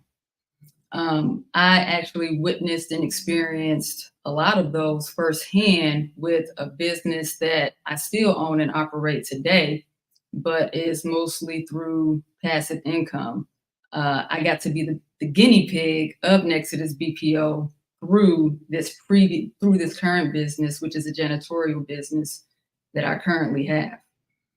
So Nexodus gets to solve the issue where when you first step into entrepreneurship, you have this idea or this thing that you want to birth and bring out into the world, and this passion that you just want to fulfill. And then something happens as you get into the thick of being an entrepreneur. You get caught off balance, and then you start to lose fulfillment in that passion because other things come into play that you understood needed to happen, but it's different when you have to live through that experience, when you have to actually live through being pulled in multiple different directions while still trying to fulfill your passion. So Nexodus gets to provide balance and fulfillment to entrepreneurs and business leaders. That's what we do. We provide balance and fulfillment. How we do that is we provide more time to business leaders and entrepreneurs by providing managed teams. What that looks like is a team they may be a university graduate or an experienced professional, and they are operating on a specific project of a client. And when they're operating on that project, it's something that they already understand. It's a skill set or a task that they graduated in. And so that's not something that's common when somebody graduates with an accounting degree or a finance degree and they get to operate in that. Well, our university graduates, they have the opportunity to do that when they work on projects or tasks for us. We purposely align them to things within their degree, within their diploma. And we do this, we provide systems and teams at affordable costs for our clients, because that's the other thing that comes into play when you set out to be an entrepreneur and you have this passion. You want to scale, but it's difficult to scale because there's a cost associated to it. Not a lot of things are free, and coming across free things is difficult. But coming across inexpensive things, we make possible through Nexodus. We are the next Exodus when it comes to systemic barriers for Black and brown entrepreneurs. The type of support that we provide to our clients it's a large array. When you think about virtual assistants and the type of support that virtual assistants can provide without sitting physically with you, we do all of those things. But when we think about systems and when we think about virtual assistants, it's bigger than that for Nexus. So we do things through systems and through technology, but we think of systems as systems of people, because when you have people operating together, that should function as a system. When you have technology, a lot of times companies or entrepreneurs there are systems that operate individually or independent of one another. We bring those systems together so that they're communicating as one unit. So it's systems within systems that are talking to each other. And then systems of processes. So you may have policies and procedures. Again, they may operate independent of one another. We make sure that they make sense when you bring them together. And so things aren't just piecemealed one by one. You're actually bringing those things together. Then at a higher scope, your policies and procedures operate as a system with your technology, and your technology operates as a system with your people. So everything's more fluid. We have the opportunity to take a step back and look at how everything is working so that it makes more sense and that you're getting a better return on investment for all those things that you spend time and money on as a business owner, an entrepreneur. Nexus is different from other companies like ours or titled like ours. We're in the same industry as ours, because what can happen or what tends to happen, you hire or outsource this virtual assistant or you outsource this task. And then you're tasked to onboard, train this person. And from there, you're also tasked to manage and oversee. And then that takes time. You're still investing time, and time is money at the end of the day, because the whole point is for you to be able to repurpose that time to do something else, for you to repurpose that time to take a breath if a breath is needed, to repurpose that time to think. Because to be able to take time to think and strategize as a leader is what's important. And so how we do that is these teams are already trained and ready to go. After you have your initial consultation with myself or my co-founder and business partner, we understand your vision. We understand where you're at currently, how you got to the point where you are, and then we understand where you're trying to go and when you plan to get there. We take that information back to our team. We look at who would be the best person or people, if you need several people, to get you to that place. We align them to your project if they are best suited to be aligned to your project. And it only makes sense if they also have the degree, the skill set, the experience to take on that project. And one example that I like to use is if you're a writer and your passion is to write or to be a ghostwriter in a specific field, even if it's if it's in the medical field, when it comes down to doing accounting, that's not your thing. That's not your skill set, especially if you don't have a degree or haven't studied accounting.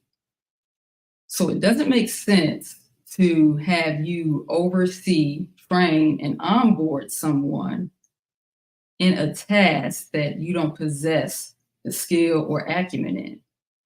So we use our accountants who have graduated in that field, and then we also use university professors who teach that skill set, they're the ones grading the papers, right? They're the ones who deem our accountants and CPAs and so forth ready to do that work as experienced professionals.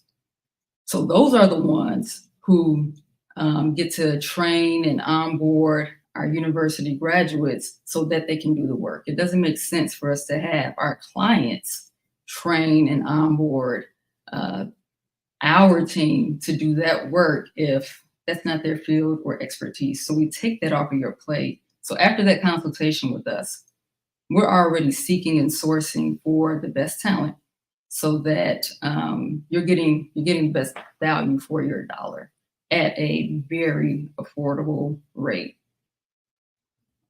Excuse me.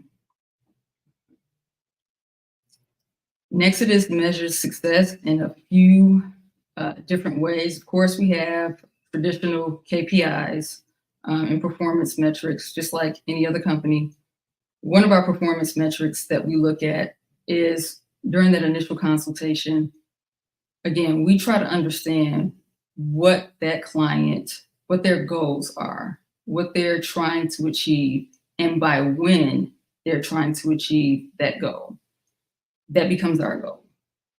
So if they're looking to go from so many dollars per year or per month to X amount of dollars per year, per month within a certain time frame, for that client, that now becomes our goal. Which, so that KPI or that metric may move or be different from client to client.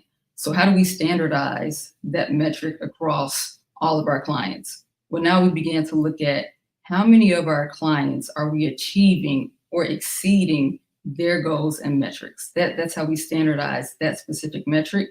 But as we are having our monthly and quarterly meetings with our clients, we're talking about their goals with them. And that's how we know ahead of time whether or not we're doing the best job we can. And we also look at how we can readjust and align better to their goals and targets as they may change or as industry changes take place.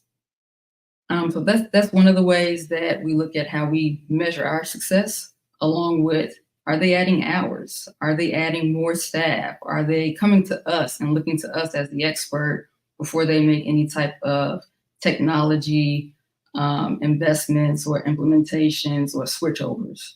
Then we know if we become a pseudo consultant or a pseudo partner for our clients, they trust us. We've now earned their trust through the work that we're currently doing with them and for them. Another measure that we use is through referrals. This is the biggest way that we have in terms of how we grow. Existing clients referring other clients to us. And the more referrals we get, or when our clients call us up and say, hey, I got this person and they'll be a really good fit for you, whether it's a for-profit client or a nonprofit client, we know when we're getting referrals that we're doing a tremendous job for our clients. Otherwise, they would not recommend us to their network. And as of now, we currently don't have a referral incentive or reward. We're working on that. And we're also working on what would make sense in terms of making that automated. Of course, that's what we do. But just knowing that our existing clients trust us enough to extend that out to their network, their business partners, their teams, that lets us know that we're doing a really good job, and they trust us enough to have us do a good job for others that they know.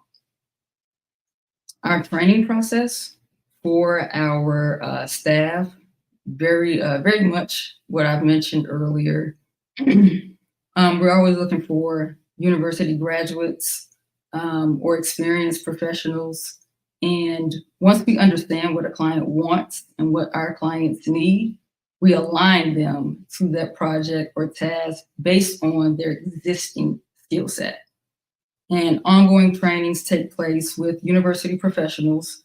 And we're always looking at what new systems are taking place in terms of technology, what new leadership or team building workshops can we put our teams through.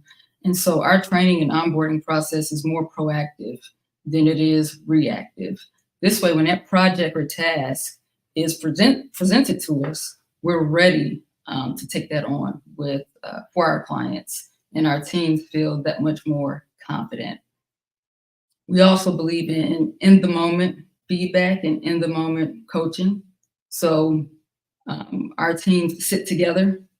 Even though they're virtual to our clients, our teams are sitting together with the co-founder, as well as their team managers and team supervisors, so that if we hear something, that a question that may take place, or see something, it's addressed real time.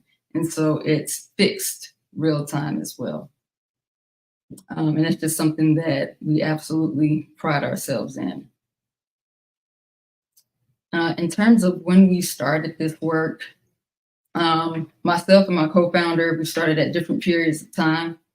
I like to say I started this when I was a child, and I didn't think that this would be my career, that this would be my give back to others.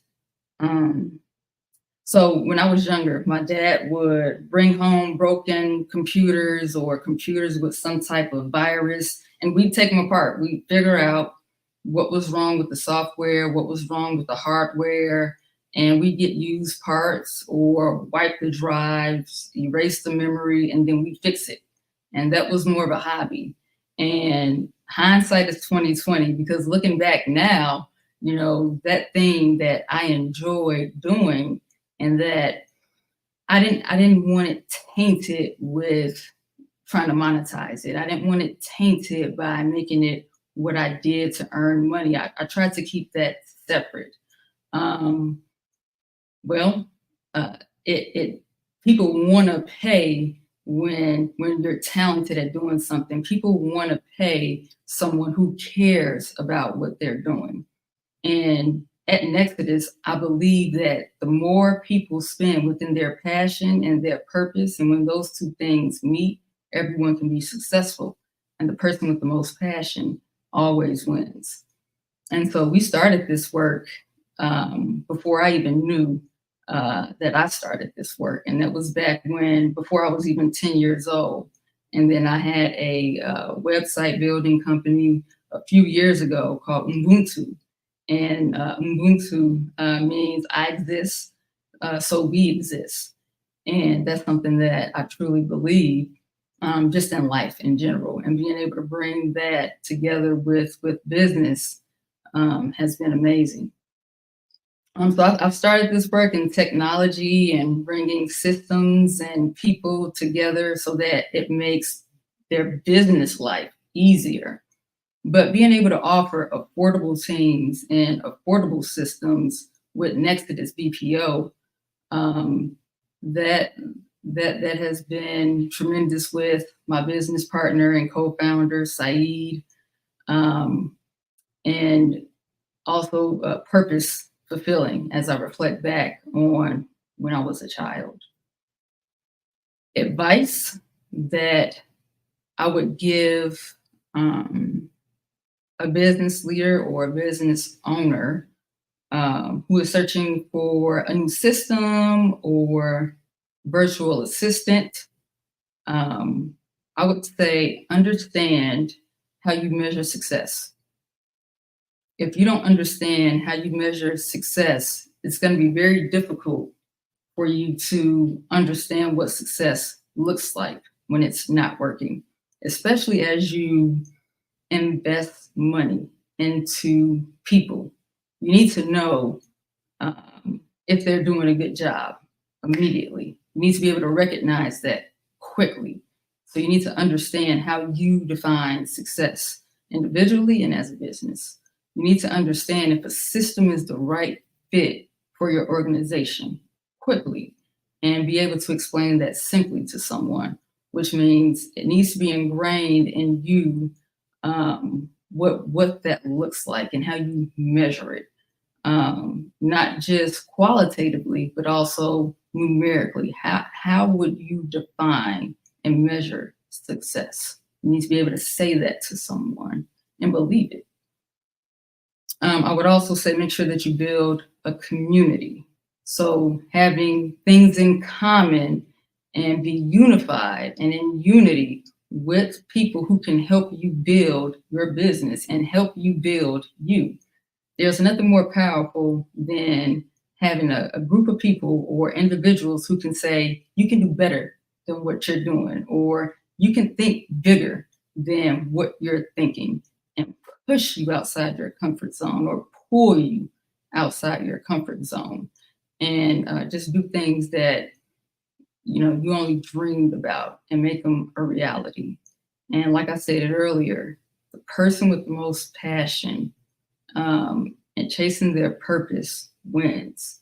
So make sure that you're doing those gut checks and that you create the time to self-reflect so that is this something that I'm truly passionate about, or am I just chasing a dollar? You want to attract money, not chase money. So is this something that I'm truly passionate about? Is this aligned to who I am and my purpose?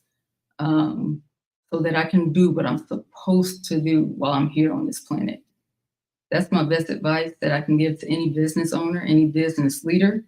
As you guys are thinking about implementing a system of technology, implementing a system of people, process, whatever that may look like. Thank you for this time, Black Business Network USA. I look forward to spending more time with you, hopefully in the future.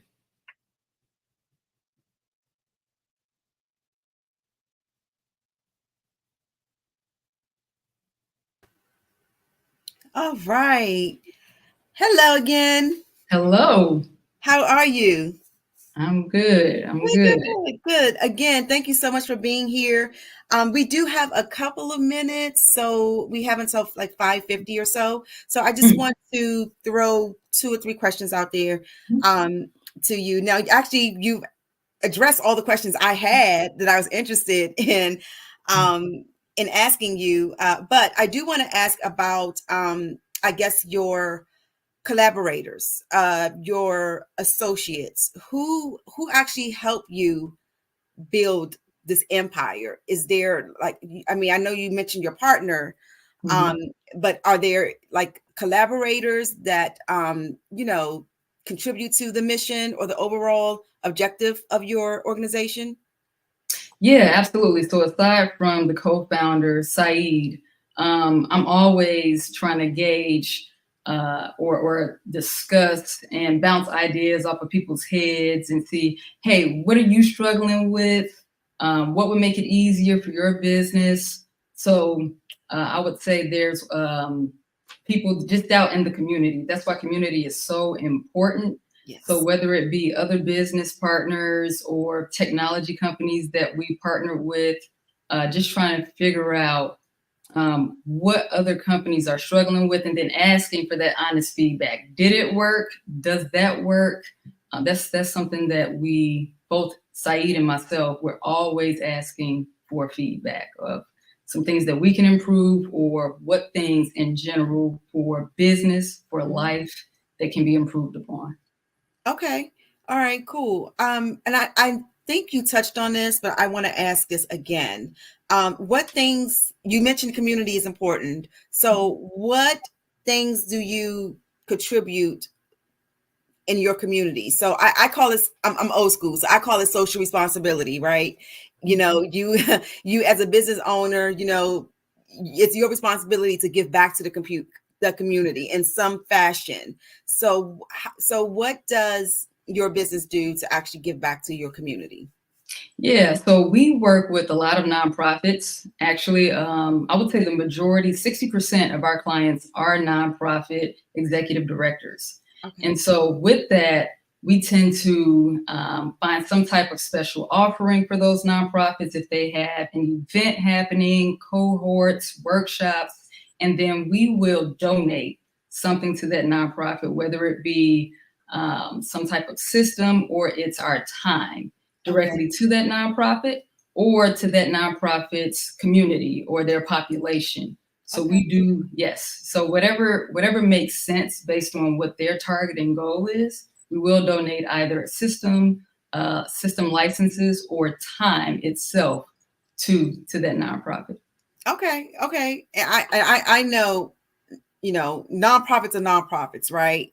However, is there a certain type of nonprofit that you guys target to work with, or it's just if you're a nonprofit, then we're going to?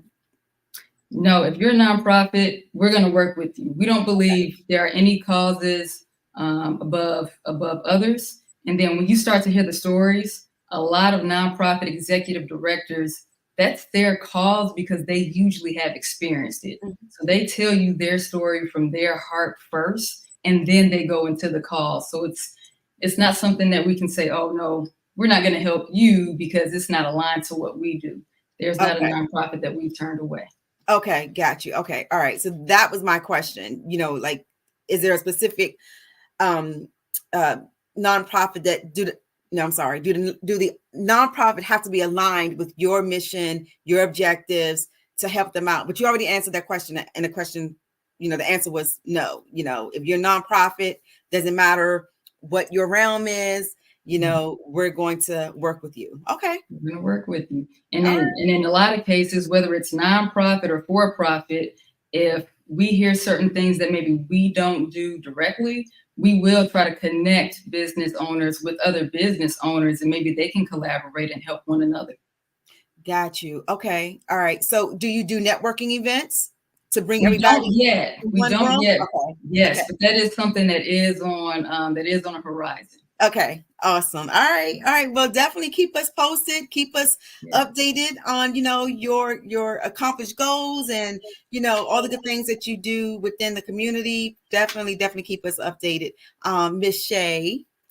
Thank you. Thank you again for having me. I appreciate it. Yes, sis. Yes. Thank you for being here. And genius is coming, and I'll see you on the other side. All right. Have a good one. You too.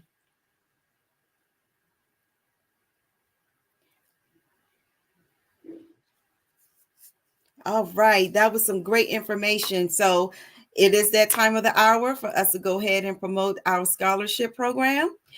So the Black Business Expo's mission is to raise funds for high school seniors going to college or K through 12 entrepreneurs. This expo is a fundraiser for students.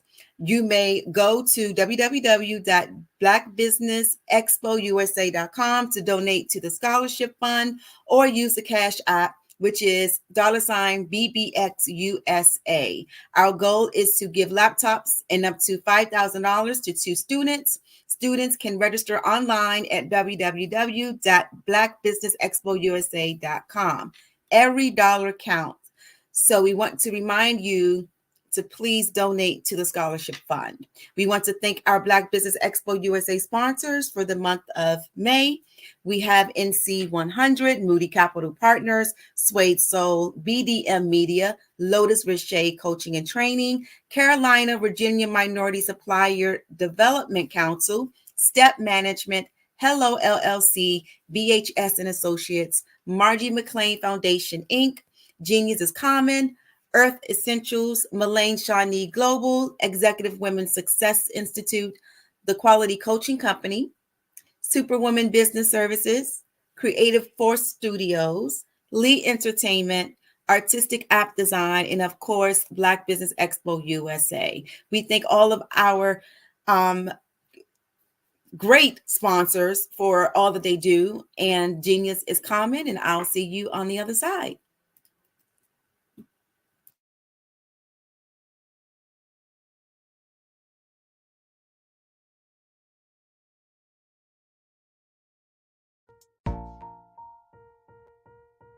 Have you ever seen a parent stressed out and needed a stress reliever with their child?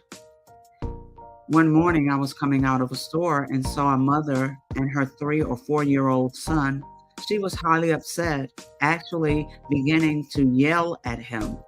However, the more upset she became, it seemed the calmer the child became. He sat down on the sidewalk, crisscross applesauce, folded his arms, and looked up at her with a smile. You see, the angrier she became, the calmer he became, because he had the control of the situation. Hi, I'm Frizelma Lynn. I am the CEO and founder of Frizelma Teaching Parents, LLC. I'm a retired teacher, school district administrator, an author, speaker, and I am the Parenting 911 coach.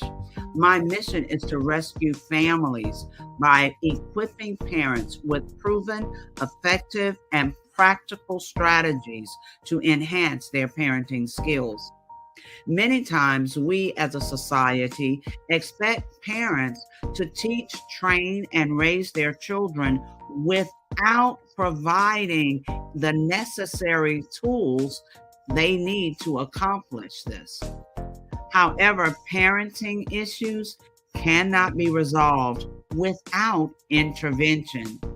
Therefore, Frizoma Teaching Parents has provided coaching programs, digital courses, and live webinar trainings to provide step-by-step research-based parenting strategies, even for parents whose children are disrespectful, defiant, for those who have been diagnosed with ADD and ADHD, and even for parents of adult children.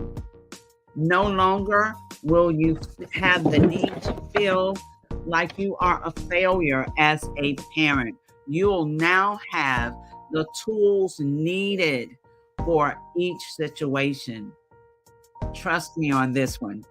Go to www.parenting911.org. Book a 15-minute strategy session with me or choose one of the coaching programs. Our training helps parents relieve stress. I am from Washington, D.C., but I was raised in Durham, North Carolina. I came to Durham when I was about 5 or 6, and then I traveled back and forth to D.C. because it's where my people are from. One of the unique things about my family is my mother, she's also an artist. She does quilting, and she does a lot of artistic things. And then my son, he draws with both hands, his right hand and his left hand like I do. So that's kind of a family trait. And then my other son, he's a videographer, and my daughter, she works, she's a regional vice president for Sunglass Lab. When you start out drawing and sketching, you want to continue to explore, each avenue. I do pastels, I do pen and ink, I do painting, I do acrylics. I haven't done oils yet, but I try to do all facets of art. What I say to a lot of times to people is, you can't put yourself in a box when you're an artist. You have to explore. And over the course of my life, I've tried to explore different mediums. I also do sculpture as well. I choose my subjects by the intensity that they have in their faces, or the intensity that somebody is moving, because I do more than portrait drawings. I also do I do abstract, and then I do figurative drawing also. Well, what happened in this particular show is that I started out trying to come up with something that would be a little bit different than what everybody else is doing. So I was working on a Barack Obama show, and they wanted me to do some paintings of Barack. And so what I did was, because of the deadlines, I kind of did it kind of fast. And then I realized when I was doing it fast, I enjoyed it. And so then I started doing other pieces the same way, and I started to enjoy those pieces also. And so I came up with this particular style, and it's a style of lines and colors. And what's interesting is that when I was in college, I did a show called Lines, Colors, and I talked about the boldness of the blacks, the hotness of the whites, and this is how this has come about, later on in my life. And the colors comes from a lot of the entertainers that I work with, where they wear different colors. They don't wear, your plain reds or your whites. They wear different colors, and so that's also another piece of what's giving me the colors.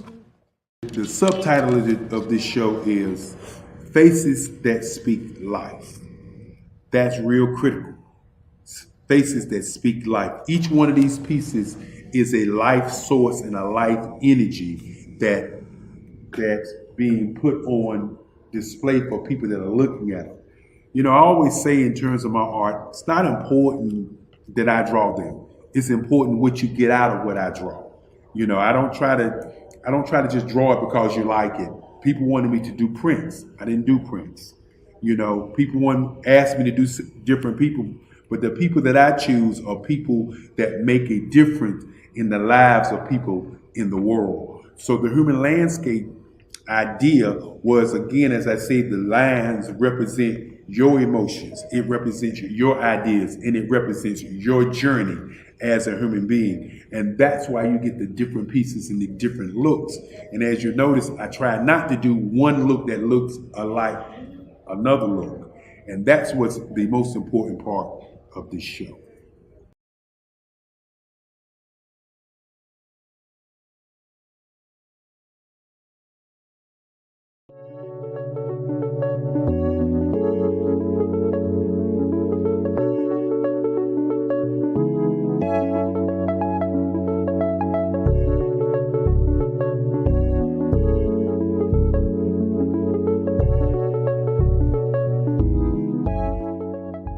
Passion has been around helping communities of color and historically underrepresented and underserved communities, minority, rural, veterans, persons who are differently able, in the intersection of education, innovation, technology, industry, and let's throw some entrepreneurship in there just for fun.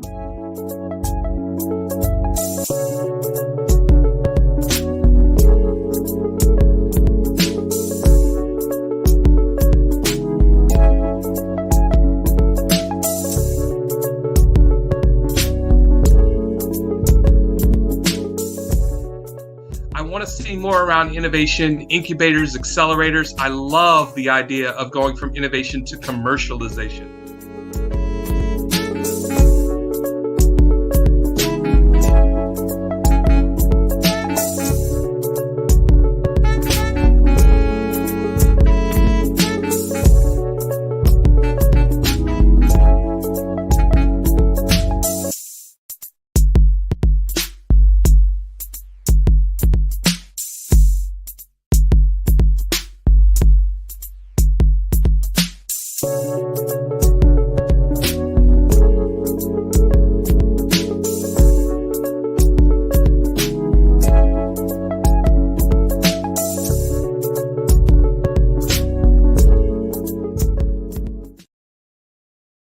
Five-Star BDM, Brand Development Masters, is a professional consulting and advisory group keenly focused on business development services for the small to mid-sized business and entrepreneurs. Although every business is unique, they often share business development challenges that can be addressed through smart branding. Services include process improvement and operations, digital strategy and transformation, business intelligence, digital marketing, and personal branding. Our business and personal branding company has helped a number of professionals and organizations to optimize and grow. This results in more business, more opportunities, better reach, positive outcomes.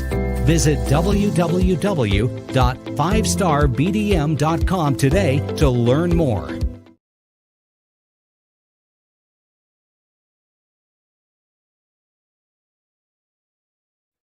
Hey everyone, it's Grant McGaw, CEO of 5-Star BDM and host of the award-winning Follow the Brand podcast and TV series, where I help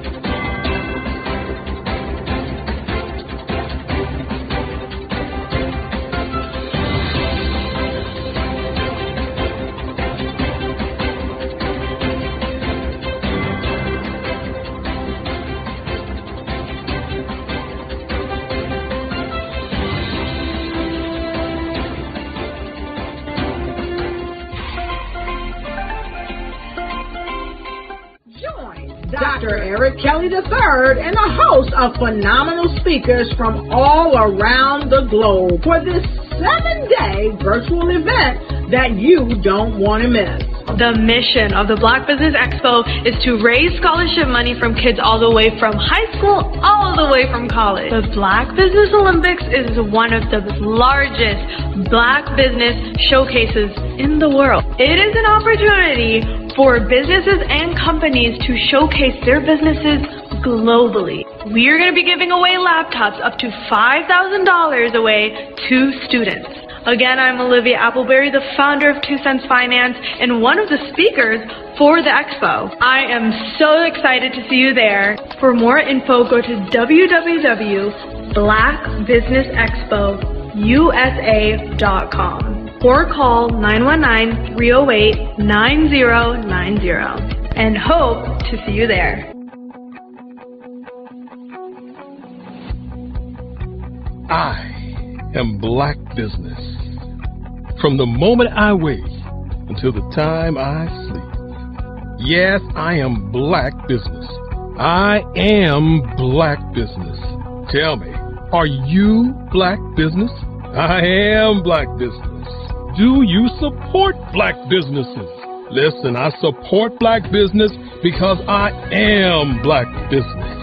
Black Business Expo, one of the largest business showcases in the history of Black business in the world. The world! Sign up today at www.blackbusinessexpousa.com or call 919-308-9090. I am Black Business. I am Black Business.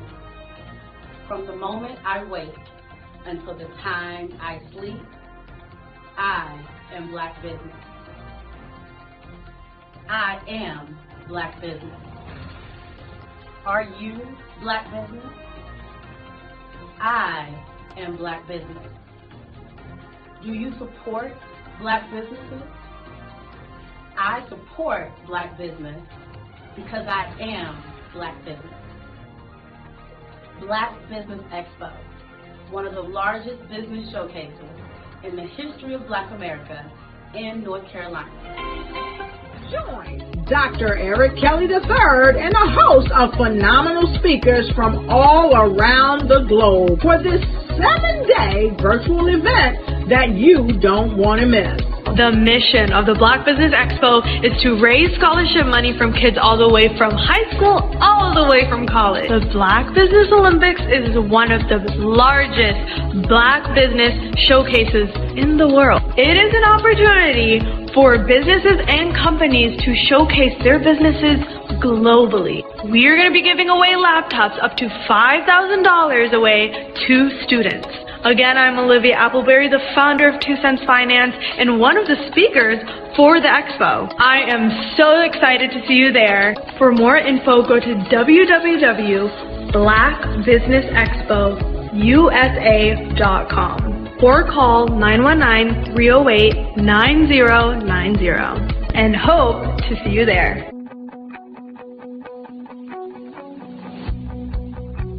I am Black Business. From the moment I wake until the time I sleep. Yes, I am Black Business. I am Black Business. Tell me, are you Black Business? I am Black Business. Do you support Black businesses? Listen, I support Black business because I am Black Business. Black Business Expo, one of the largest business showcases in the history of Black business in the world.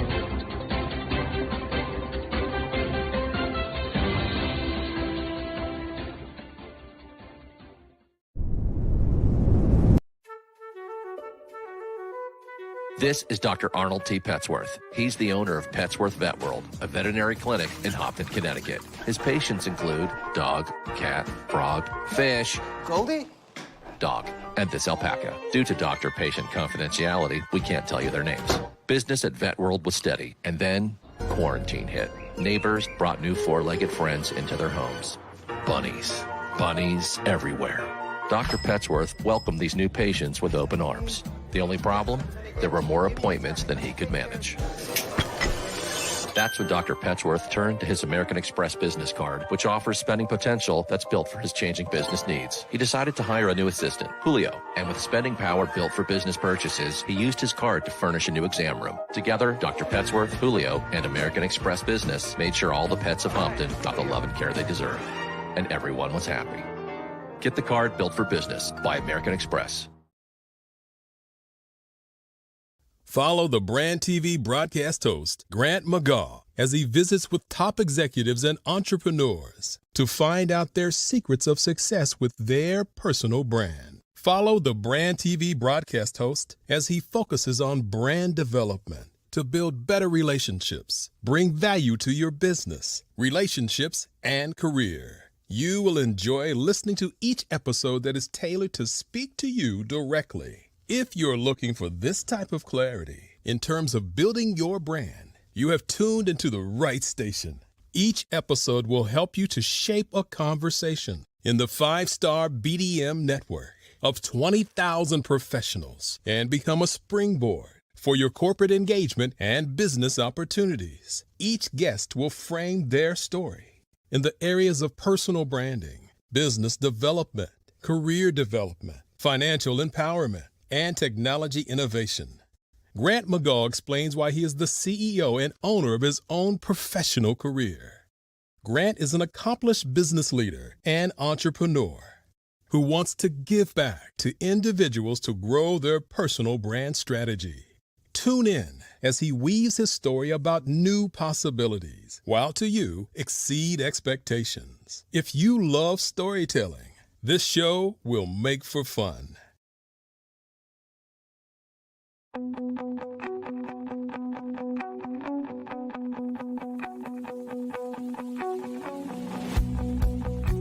I am Black Business.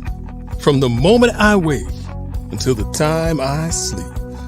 Yes, I am Black Business. I am Black Business. Tell me, are you Black Business? I am Black Business. Do you support Black businesses? Listen, I support Black business because I am Black Business. Black Business Expo, one of the largest business showcases in the history of Black business in the world. The world! Sign up today at www.blackbusinessexpousa.com or call 919-308-9090. I am Black Business.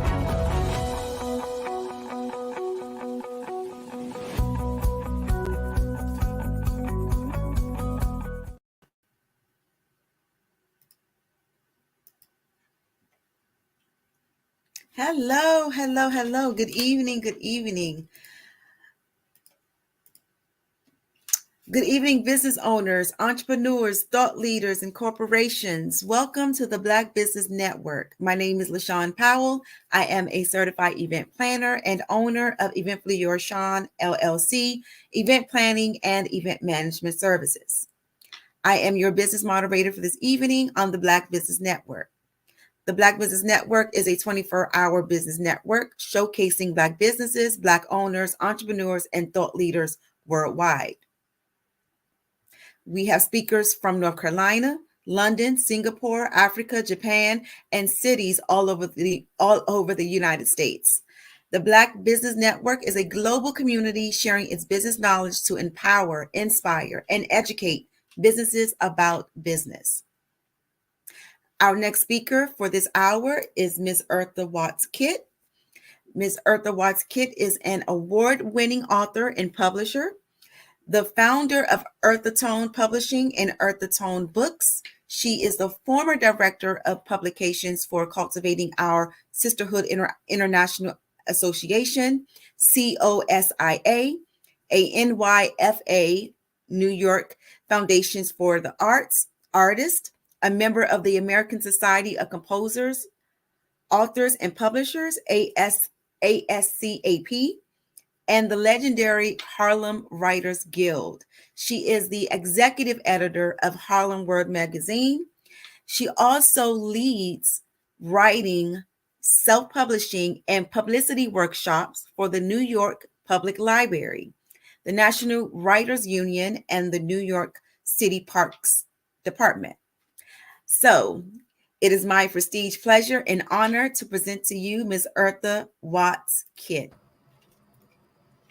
Hello, good evening, Miss Howell. Hello, good evening. Good evening. How are you? I'm great. Thank you so much. And thank you for having me this evening, rather. Yes, ma'am. Thank you for being here. Thank you so much for being here. And genius is common. I'll see you on the other side. Thank you. Well, hello, everyone. My name is Eartha Watts Hicks. I am an author and a publisher. Now, some might wonder how and why I ended up doing both. My passion has always been writing.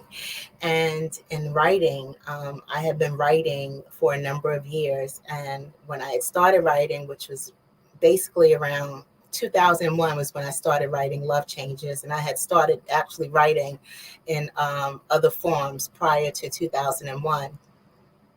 But the thing for those who were aspiring writers or aspiring novelists was to get a byline somewhere, to write wherever you can get exposure, be it for magazines, be it for newsletters, wherever you could get exposure. That's what you did to get your writing out there. So, I had written an article on the death of Elin Harris, who was my favorite author. And I had expressed basically how I felt about his passing and what his writing and his books meant to me. And also I had volunteered writing contributions to a newsletter called Cassia Net, which was for Cultivating Our Sisterhood International Association. And shortly after I began contributing to Cassia Net, I was made director of publications. So their editor for the publication, I was asked to fill her shoes, and she was some tough shoes to fill. And in that capacity, just kind of navigating in the strange space of going from being an author to an editor and working with a team of writers and graphic designers and also a copy editor. In that capacity, I learned the skills that I needed to give me the confidence to publish my own novel.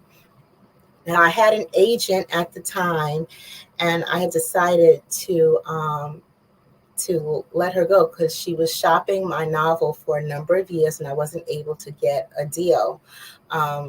Mainly because in shopping my novel, I wasn't in her niche, what they call the area of her expertise, where all her contacts and connections were.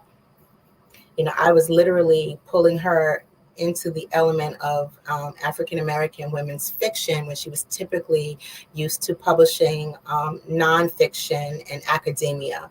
So understanding that it had taken me a number of years to, one, find an agent to represent me, but also was taking me a number of years to search and try to get a mainstream publisher. It was at that point that I decided to independently publish Love Changes. And when I did, I had won an award from the NAACP, the New York City Housing Authority branch of the NAACP, NYCHA branch of the NAACP, had awarded me their Just Read Literary Game Changer Award and named me Literacy Ambassador for New York City. Now, in writing a novel, there is so much that goes into it. There's skill, there's passion, there's time, there's focus, there's research. And the more passionate you are about the craft, the better your writing will be, the richer your writing will be. So I would like to read just a small section of Love Changes to kind of give you the sense of what the story is. And to give you a quick overview, Love Changes is the story of a 26-year-old who is eager to marry her high school sweetheart because they just had a baby together. And then she has a male best friend, a lifelong best friend that upsets that dynamic. And it turns into a love triangle with the nucleus of this love triangle being a lady with a baby. And it's set in 1995 with 90s music used with permission from 18 music publishers. And it's the elements of the 90s, the feel of the 90s, the mentality of the 90s, what was happening in the 90s as it pertains to this small circle of characters. It's called Love Changes. Can we switch mothers? Dawn told her about the keys, huh? Ramel laughed. I know he thought I was stupid for telling her. Dawn's mouth was bigger than her behind, but with all my girlfriends out of state and me with no long distance carrier, who else would I call about girl stuff? Mommy? I sucked my teeth. Are you a psychic friend? Nah, my advice is free. Next time, save yourself the trouble. Tell your mom from the get-go like I suggested. Whose side are you on, Chocolate? When it comes to you and your family, I blow the whistle and wear the stripes. Now, hold on. I have someone on the other line. The phone line clicked twice, but the call switched back to me. Ramel's voice had turned to syrup. Yeah, Cosmo. Like I was saying, I feel real bad. I really do, because you and I have a lot of fun together, but I've got to be honest. We don't have much in common, so I guess I cut Ramel off, doing my best to imitate his voice, but sounding more like Cookie Monster. It's best that we just be friends. I got a chuckle out of him, so I kept it up. The last thing I want to do is waste your time. I'd still like us to hang out once in a while, if that's okay with you. I closed by saying, and the Oscar goes to. Ramel's voice was just above a whisper, but it had bass. That combination could lull me right to sleep or wake me up from it. Even though I didn't sound a bit like him, I knew I had the script down cold, because he was still laughing when he said, trust me, Chocolate, if I ever gave you something stiff and bare naked and about that size, it won't be an Oscar. Now knock it off. She won't buy it unless I'm composed. I never bought into any of his flirting. Ramel and I were just friends. Actually, Ramel was my closest friend, an investment banker, big and built, bald, brown, and dimpled, but he was a mess. Not only did he collect women like he did luxury timepieces, he remained unattached and had absolutely no time for sisters. He even had the nerve to have very specific taste. His type was blue-eyed with big lips, hips, boobies, and black girl booty, courtesy of Stairmaster. Ramel was back on the line with me sooner than I expected. Okay, what's the story? Do you want the whole story or the abbreviated version? The truth, Chocolate. Don't add any plot twists or cliffhangers. Just tell me what happened. I know how you are.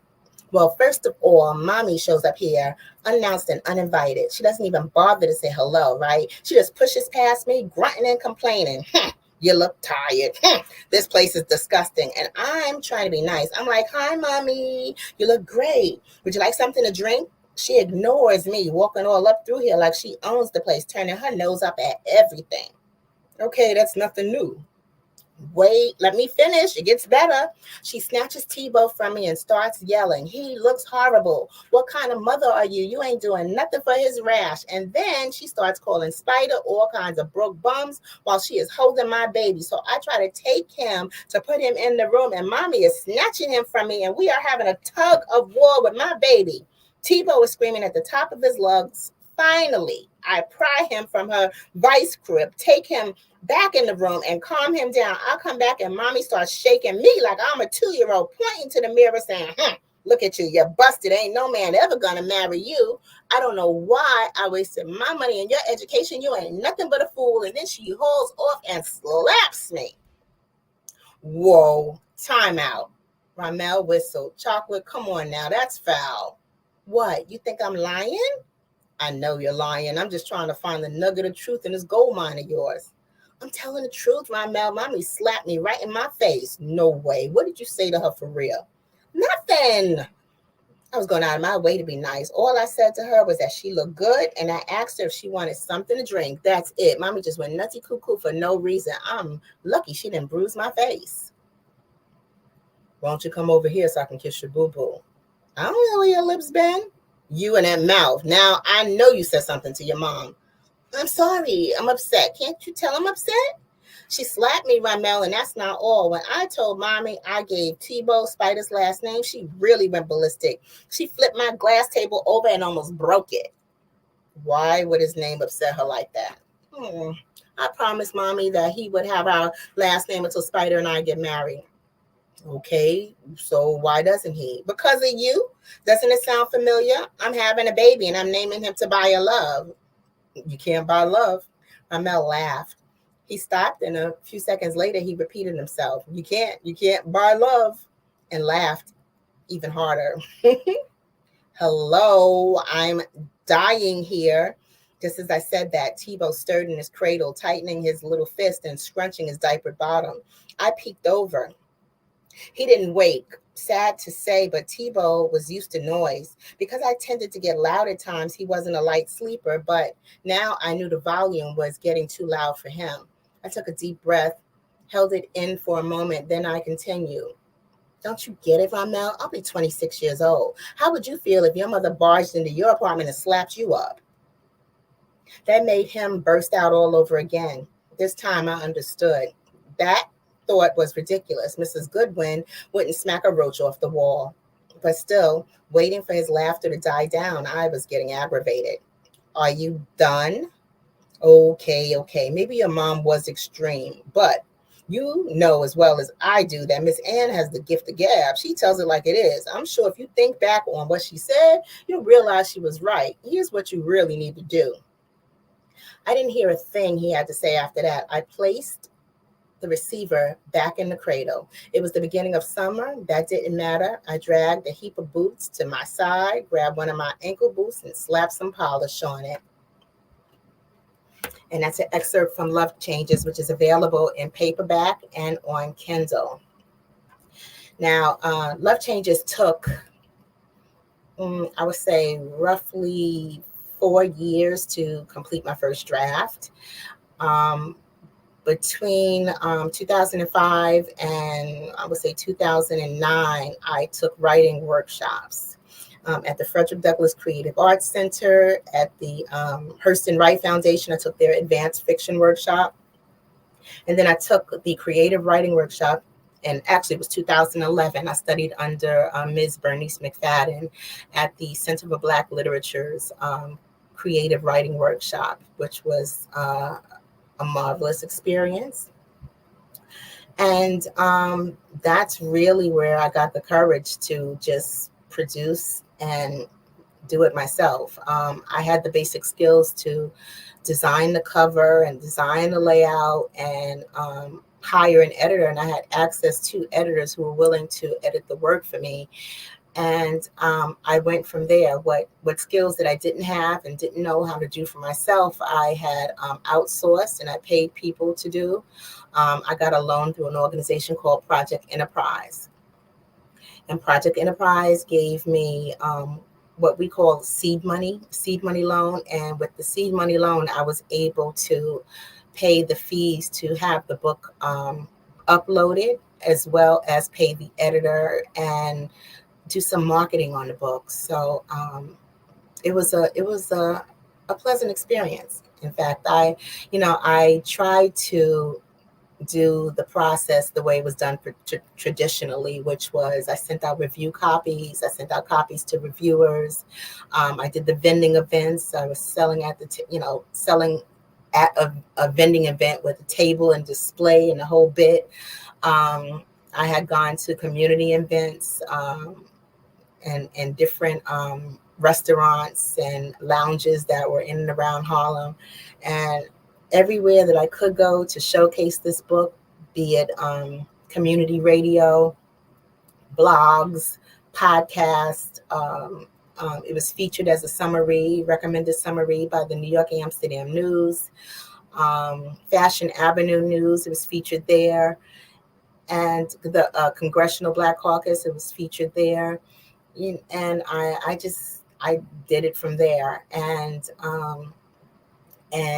it was such a process that what I had learned along the way, I was able to offer those services to other independent authors who had written a manuscript and were looking to publish their manuscript. I had the skill set to design the covers and the interior layout and package a book that was available for sale. And also doing the PR for it, which was a press release and a press kit and a one sheet that I would send to bookstores and libraries to get placement in the libraries. And it was a whole entire process. And the thing about being an independent author that no one really quite explains is that once you're an independent author, every role within that publishing house is your responsibility, from the accounting to the typesetting. As in, you can hire an editor, but when it's your book publishing company, if there are typos in the book, your whole publishing company looks bad. So whether or not the editor did their job doesn't matter. The accounting has to be right. You have to make sure it's right.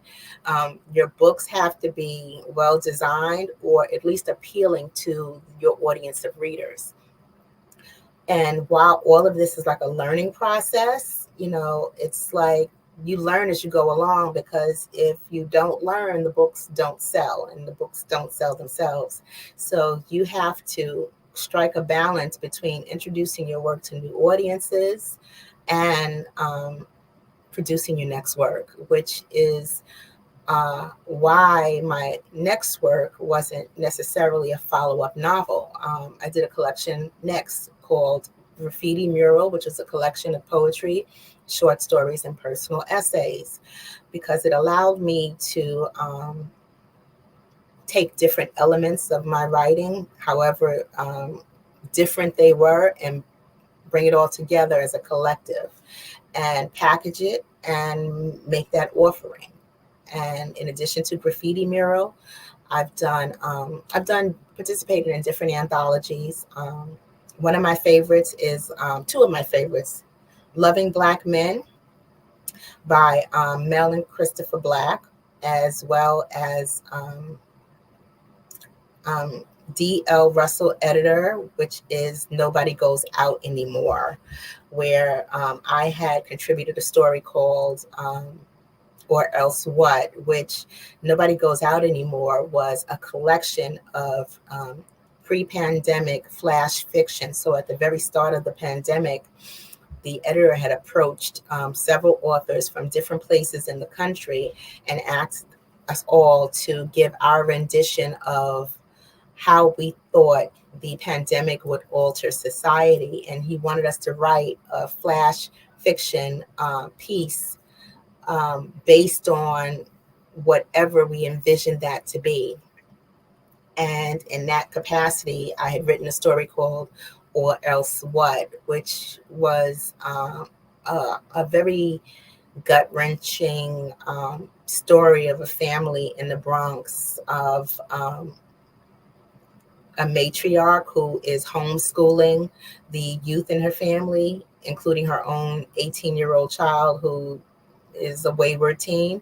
And then she's also caring for the elders in the family, because with the pandemic, shelter in place, everyone is occupying one household, and she is in charge of one, working from home, by two, looking after the different elements of her family, while her siblings, who are essential workers, are occupying a separate household. So I brought that dynamic into a short story called Or Else What.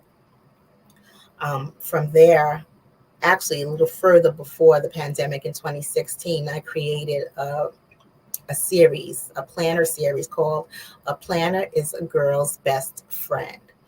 Now, Planner is a Girl's Best Friend is a series of planners, calendars, date books, journals with some comprehensive sheets, activity sheets, and pages that are especially designed to help us to be more economical with our time, more efficient, to get our goals in focus, to focus on our month and our money at the same time, to keep up with our appointments, keep up with our passwords, keep up with our notes and our thoughts and different bits of information that tend to get away from us.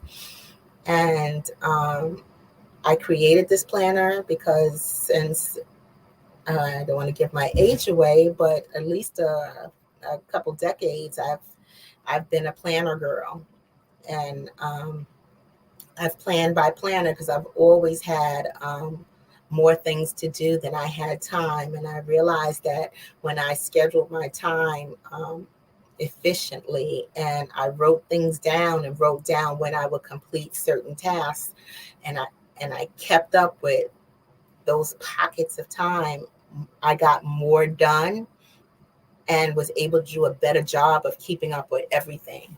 So that planner series, the first one was called "A Planner is a Girl's Best Friend." The follow-up was for students, called the Everyday Excellence Student Planner, featuring runway model Soleil West, who may have been 12 years old at the time. So it's a student planner featuring a professional runway model. You can look her up at Soleil West, and that's Soleil spelled CELAI West, WEST. She's all across social media, and she's magnificent, doing special things ever since she was little, and she's still modeling, and she did a wonderful job being the cover person for the Planner is a Girl's Best Friend. I'm currently working on the boys edition, which is a bit of a challenge because I have challenged myself with just ensuring that it is just as good as what I've done for the girls. And I've also wanted to do an introduction to credit, and what is credit, and why is credit important, and why is it important to be careful with credit? How do you acquire credit? How do you maintain credit? Where do you get credit? How do you use credit? What do you use credit for? And what does it mean when your credit is good or bad, and how having bad credit can give you certain consequences. So, I wanted to kind of give young men an introduction to the concept of credit and credit building before credit ever becomes a problem. When they're right at the precipice of one, everybody with no credit is not bad credit. So understanding what credit is before you ever use it, I wish more of us understood what credit was before we ever used it, or understood the importance of credit before we ever used it. So it's one of the reasons why I've been taking a little extra time to just, bring those pages into focus and do just a slightly better job than I've ever done, if I can. I'm also working on a travel planner, and I do have a gentleman's planner, which is the men's version of the A Planner is a Girl's Best Friend, called Thinking of a Master Plan. And it comes with a journal. All the planners come with a journal that has inspired quotes. Theirs is called Positive Quotes and Affirmations. So, writing all around is a passion for me, and it's been a passion for a number of years because it's one of those areas where I am most comfortable. In addition to writing for myself and writing for my books, I've contributed to some blogs. I write for different businesses. I write for blackpr.com, and that I specialize in press releases. And that has given me an opportunity to lend my skills to different businesses, different people, family, causes, services, products, all in and around Black business or Black initiatives or Black families. There's some element about the press release that I write for blackpr.com that is concerning Black culture. And I didn't realize it at the time, but me having a familiarity with the business world and being an entrepreneur, and then also having the skill set of being a novelist, it allows me to see the story that the individual business people are trying to tell about their business, but in a way that they may not be able to tap into because they're so close to it.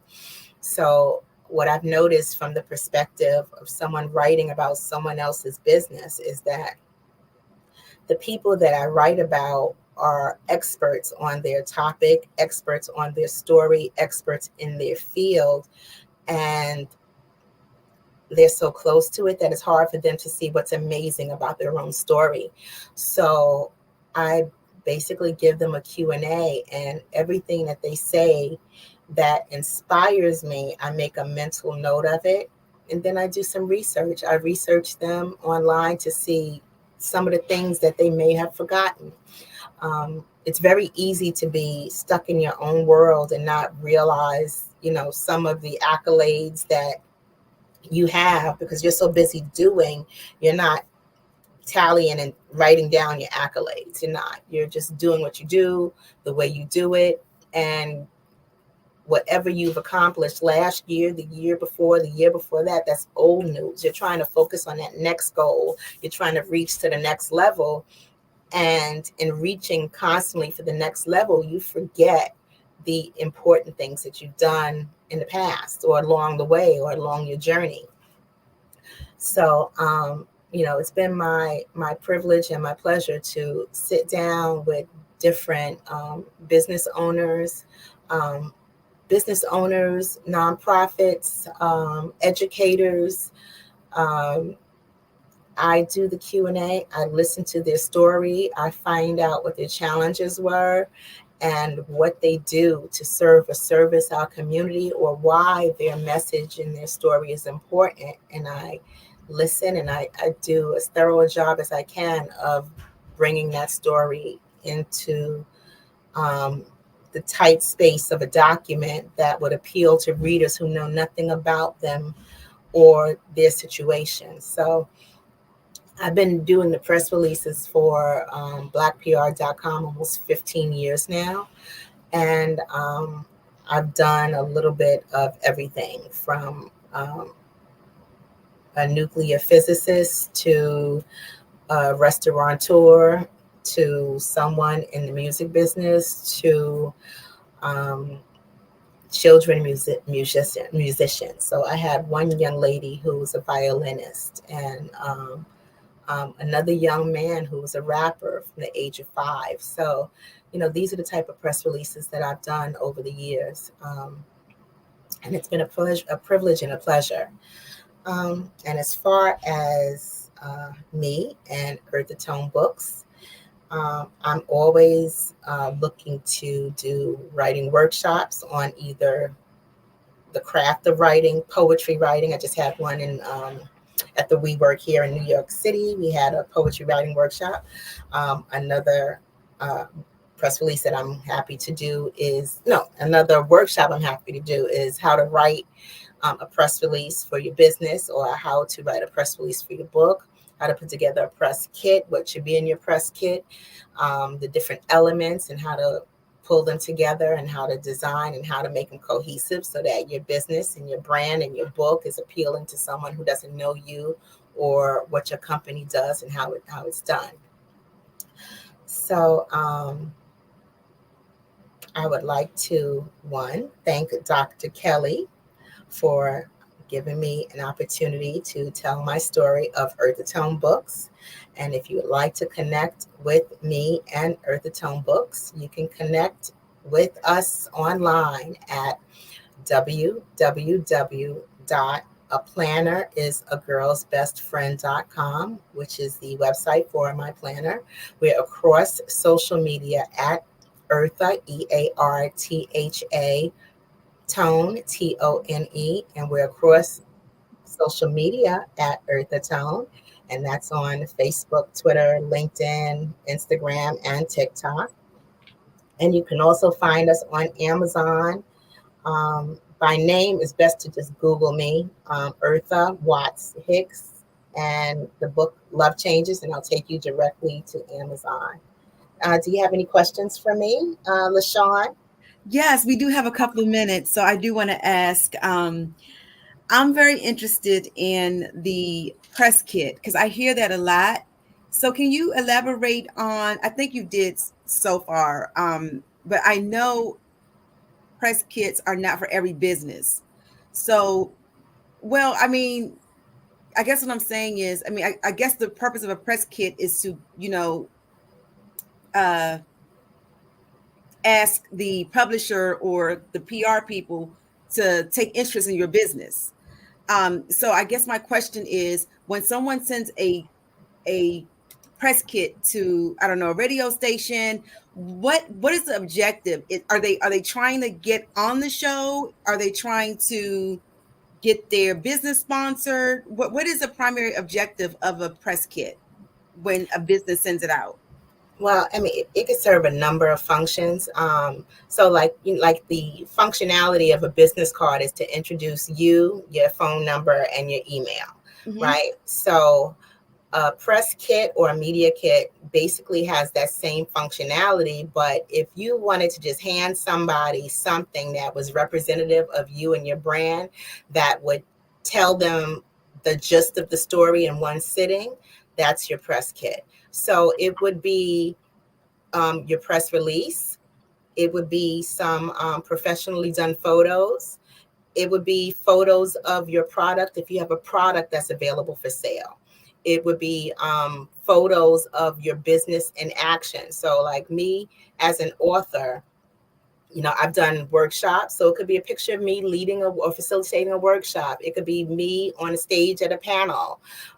These are different photos that show the gist of who you are. Right. Also, too, there could be a newsletter. So hypothetically, if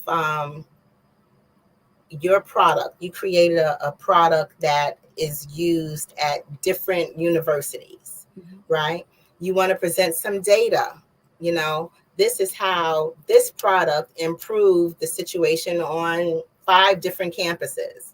Then that's information that would go very well in a newsletter. And a newsletter could be included in a press release. For me as an author, I had a one sheet, which was, hey, this is the specs of the book. How many pages? This is the ISBN number. This is where you can find this book available for sale. Amazon, Barnes & Noble, Walmart, Target. This is the ISBN number where you can use this number to search for this book as a product, or a serial number if it's some kind of other product, right? So in addition to like a one sheet, which is the detailed information with the highlights, anything that would be in a pamphlet or a brochure, that could also be in a press kit. And anything that is one of my favorite things. I had an article in the Amsterdam News. I did like a smaller truncated version of that article, and it was presented in my press kit. Okay. So if you get like press somewhere else, or some magnificent quotes from someone noted or someone who's influential in your industry, testimonials, comments from, in my case, book clubs who love the book, accolades, awards, a listing of awards, I'm featured on the blog, all of those different things could be in your press kit. Okay. Yeah, so it's like I said, it's like an overview, it's a snapshot, but you try to keep it to what you want people to focus in on when they look at your business. Got you. Okay. All right. So it's an overview of your portfolio, pretty much. Mm-hmm. Got it. Okay. All right. That makes sense. All right. Well, like I said, I'm interested in knowing more about how a press kit looks. I've always wanted to do one for my business, but I just didn't know what purpose it would serve because of the type of industry I'm in. But you did it. Like, go ahead. What is your industry? Event planning. Oh, event planning. Okay, yes. So you could do everything from the major events. You can do a press release for major events, like who the sponsors are, who the audience is, who the if it's a beauty event, it's the beauty industry. So you could connect your industry with your audience as well as your sponsors, and all of that is highlighted. And then with an event like let's say a conference, all the different elements in the run of show, you can indicate that if you have people that are being presented, celebrities who are coming through, who are going to be featured, different elements, whatever the highlights of your event are, that's what you want in your press release. Okay. Awesome. All right. I would definitely take heed to that, because we're gonna do some major events, and it would be nice to get the press there, right? It would be nice to have a spotlight on the cause of these events. So okay. Yeah, and what I try to do with the press releases is I try to compile a press release that is so cohesive that the journalist doesn't really necessarily have to do too much extra work. All the information is right there presented for them. It's like having all the ingredients for the meal prep without having to cook. Got you. Okay. All right. Well, thank you so much, Ms. Watts Hicks. Thank you so much for being here. We really appreciate all the wonderful information, all the things that you're doing in the community. That's just so awesome. So thank you so much. And you're welcome, LaShawn, and thank you so much. You're welcome. You're welcome. Take care. Genius is coming, and I'll see you on the other side. All right. So it's time again for us to go ahead and promote our wonderful scholarship. So the Black Business Expo's mission is to raise funds for high school seniors going to college or K through 12 entrepreneurs. This expo is a fundraiser for students, and you may go to www.blackbusinessexpousa.com to donate to the scholarship fund, or you can submit your donation via Cash App, which is $BBXUSA. Again, that's $BBXUSA for your Cash App. Our goal is to give laptops and up to $5,000 to 10 students. Students can register online at www.blackbusinessexpousa.com. Every dollar counts. So please, we want to remind you to donate to the scholarship fund. We also want to take this time to thank our current Black Business Expo USA sponsors for the month of May. We have NC 100, Moody Capital Partners, Suede Soul, BDM Media, Lotus Richey Coaching and Training, Carolina, Virginia Minority Supplier Development Council, Step Management, Hello LLC, BHS and Associates, Margie McLean Foundation, Inc., Genius is Common, Earth Essentials, Mullane Shawnee Global, Executive Women's Success Institute, The Quality Coaching Company, Superwoman Business Services, Creative Force Studios, Lee Entertainment, Artistic App Design, and of course, Black Business Expo USA. Thank you to all of our sponsors. We appreciate you so much. And Genius is Common, and I'll see you on the other side.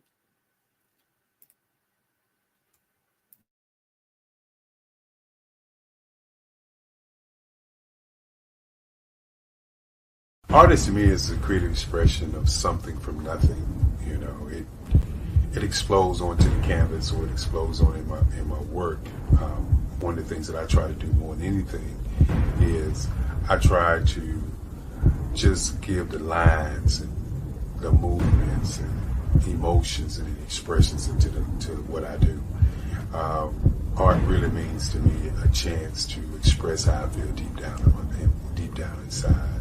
Most of my art begins as a thought that I might have, you know, whether it's sports, whether it's history, whether it's a woman or a man. It pretty much starts as an idea of thought before I get into the actual image of what I'm going to draw. I do a lot of historical pieces. I was a history minor in college, and I love to do history pieces. And a lot of times I'm thinking about history, and then I try to make that history impact you as you look at it. That's one of the reasons I do pictures so large. People ask me, why do I do the pictures so big? And I tell them, I want the piece to impact them as they're looking at it, to kind of dominate them, dominate their space. And most of my pieces I try to do off page. I don't try to do anything that's going to be in those four corners or in a square. And I want your imagination to be a part of the piece that you're looking at.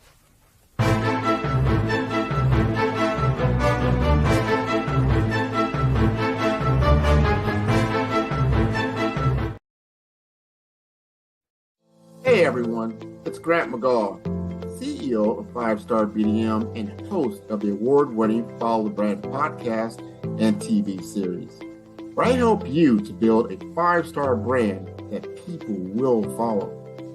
My genius is personal brand development through intelligent communication and helping you achieve your business and career goals. I am a requested speaker on digital technology and brand development issues. I want to work with you to increase the value of your current opportunities while attracting new ones. Every one of you is unique, and we all share challenges that can be addressed through smart branding. As a super connector, I work with you as an executive coach to guide you along the complicated business and career development road, providing the enhancement tools and information you need to succeed. Together, I will help you succeed in today's challenging business climate. I will evaluate and measure your progress. Best of all, I am right alongside you every step of the way. Build the brand called you. Genius is common. Did you know women represent just 3% of Fortune 500 CEOs and less than 15% of corporate executives at top companies worldwide? Have you wondered what the secrets are to getting into the top ranks, whether in the private or public sector? Do you want to figure out how to stop being held back in your career or passed over for promotion? Then you're in the right place. Hi, I'm Dr. Madeline Ann Lewis, President and CEO of the Executive Women's Success Institute. I have decades of experience in the military, the federal government, and corporate America, and my mission is to help women succeed and tap into their full potential. I want to reach 1 million plus women around the world to become the leaders they are meant to be.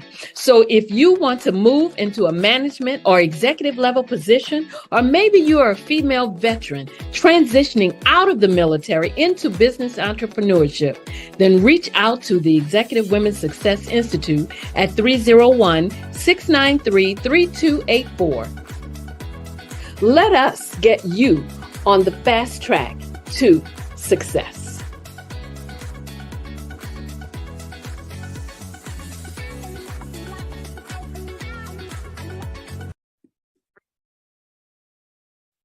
Hello, I'm Dr. Madeline Ann Lewis, President and CEO of the Executive Women's Success Institute. And my genius is helping women accelerate the path to success. You know, I was blessed to have strong women in my life who encouraged, motivated, and pushed me to do my best and to never even think about giving up on my dreams. So I say to women, we must show up to rise up. We have talents and potential, but who will see them if we don't speak up and get noticed? I know that women are a tremendous resource on this planet, and there is nothing more fulfilling than helping a woman tap into her full potential. I do this because I want to be a part of helping as many women as I can to show up, to rise up. I do this because genius is common.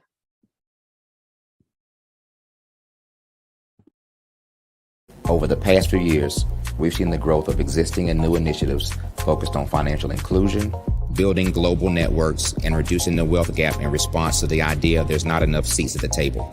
Whether their outcomes are to increase the representation of Black executives on corporate boards, ensure an inclusive global economy, or to create new U.S. African commercial pathways, the strategies are often carried out by separate programs. The question is, should they be? With the continent of Africa being home to more than half of the world's fastest growing economies, the youngest workforce, Over 400 companies generating more than $1 billion annually, 700 generating more than $500 million annually that are poised for growth, and being the destination of nearly $5 billion in venture capital in 2021. Diversifying U.S. and Africa commercial engagement by building bridges between African businesses and their U.S. diaspora should begin being seen as mutually beneficial. From helping to reduce Africa's enormous capital gap to catalyzing two-way trade opportunities, the COVID-19 global pandemic hopefully has taught us that global challenges and opportunities are more interconnected than we thought. During the pandemic, African companies like Unicorn Flutterwave, insurance provider Reliance Health, ride-hailing app Yasir, and 54Gene, the continent's first bank of DNA on people of African descent, proved that when African companies have access to networks, capital, and information, they grow big, grow fast, and create solutions that are valuable to the world. This is why Be Direct was created. We are the first U.S.-based but African-centric board preparedness and board search company designed to connect U.S. Black talent and corporations to African businesses. Unique and fundamental to Be Direct's success is our process of helping board candidates adapt their experience and networks to an African context before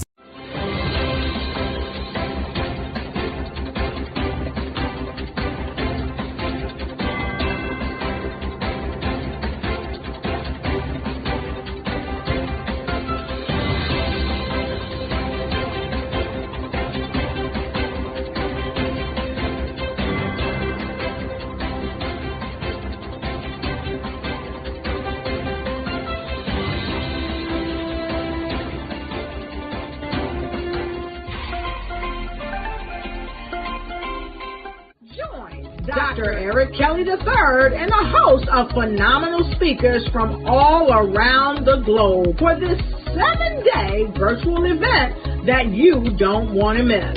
The mission of the Black Business Expo is to raise scholarship money from kids all the way from high school, all the way from college. The Black Business Olympics is one of the largest Black business showcases in the world. It is an opportunity for businesses and companies to showcase their businesses globally. We are going to be giving away laptops up to $5,000 away to students.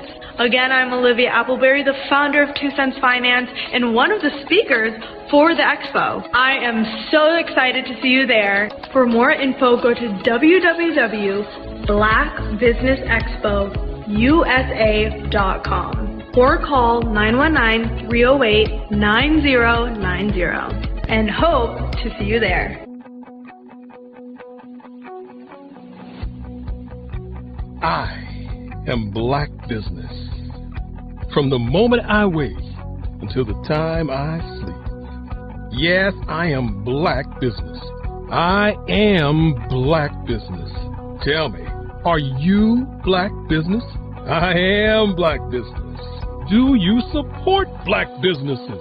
Listen, I support Black business because I am Black Business. Black Business Expo, one of the largest business showcases in the history of Black business in the world. The world! Sign up today at www.blackbusinessexpousa.com or call 919-308-9090. I am Black Business. I am Black Business. From the moment I wake until the time I sleep, I am Black Business. I am Black Business. Are you Black Business? I am Black Business. Do you support Black businesses? I support Black business because I am Black Business. Black Business Expo, one of the largest business showcases in the history of Black America in North Carolina.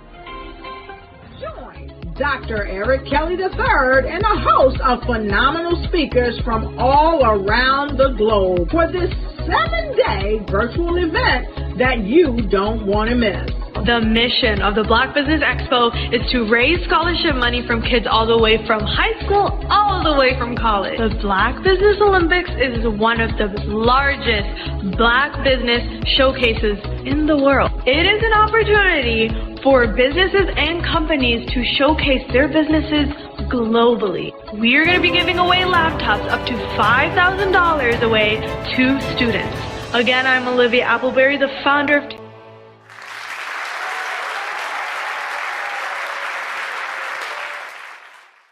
You see the career opportunity. You feel it's yours.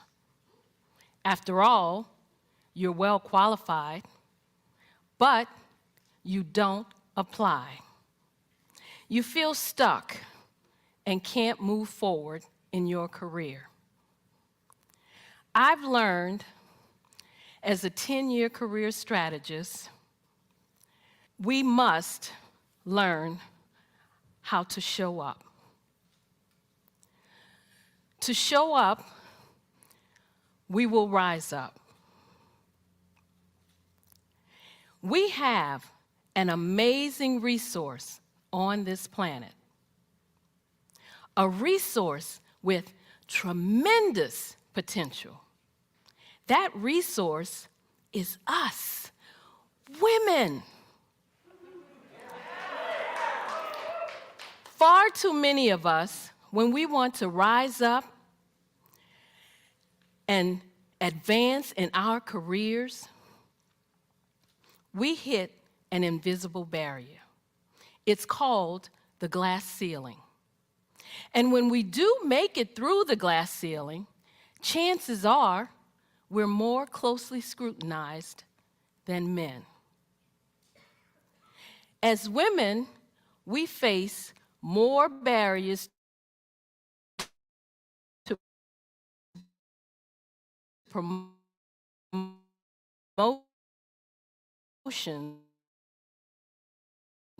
However, I've discovered not is ourselves. As women, we often hold ourselves back.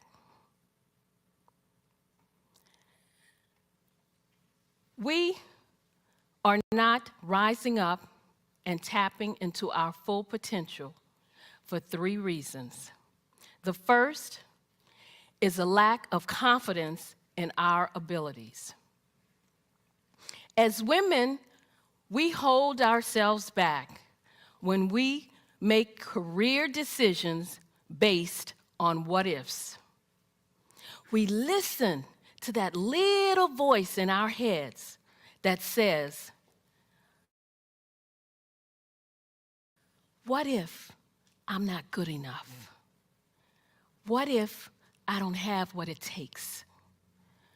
What if I fail? An article in the Harvard Business Review says, men will apply for a position when they meet only 60% of the requirements. Good for them. But what do? We will only apply if we feel we can meet 100% of the requirements. Instead of moving forward with confidence, we hold back.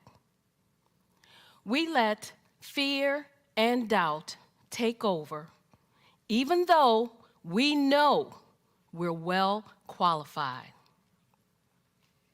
And the second reason is a lack of assertiveness. We have talents and potential, but who will see them if we don't speak up and get noticed? When we join a meeting, we often sit in the back or to the side. When we could assert ourselves, we don't. We shrink back. We let others interrupt us or say nothing when other people take our ideas. When we do speak up,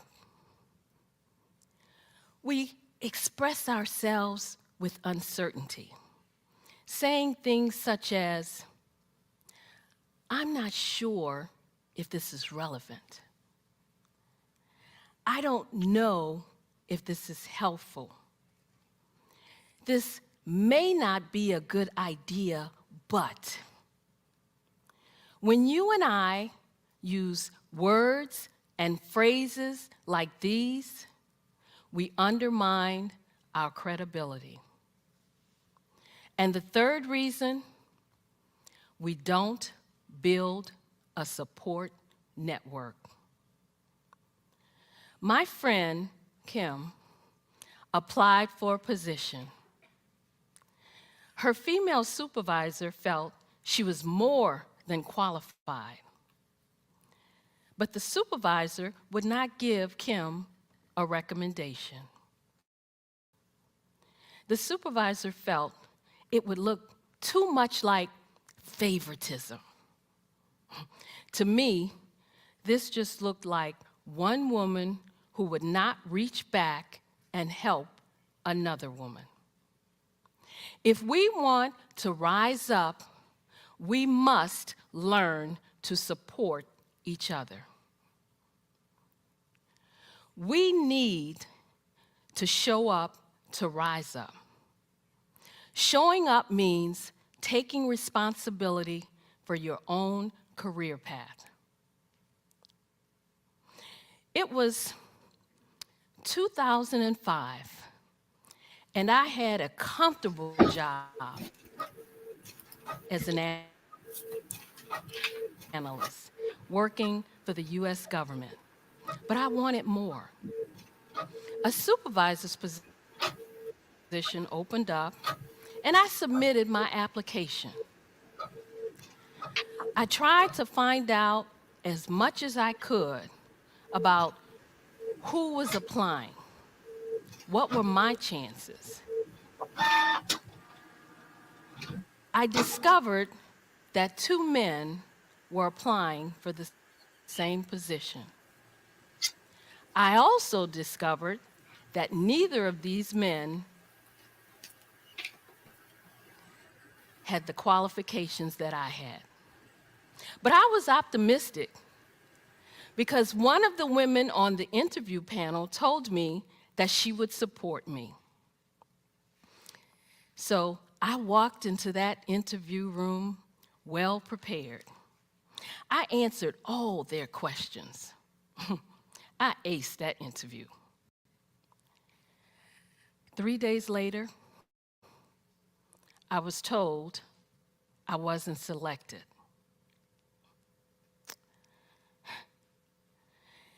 Not only did they select the least qualified one, they selected someone who didn't even belong to the organization. I was shocked. I was hurt. I was angry. I thought, how could this be? It was like a slap in my face. I deserved that job. I thought, maybe I should just look for a job somewhere else. But I was in an exercise class, and it hit me. I'm not a quitter. I have never given up. I deserve this job. I'm good at what I do. At that moment, I realized that if I wanted to rise up, I needed to show up. We need to show up to rise up. Showing up means taking responsibility for your own career path. And then it happened. The man they hired quit. And the manager asked me, the more qualified one, to step into that position. I did. I showed up and I rose up in my career.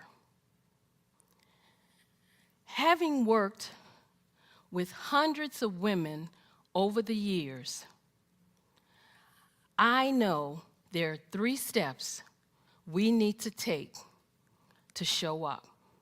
The first is to build confidence. The second is to be assertive.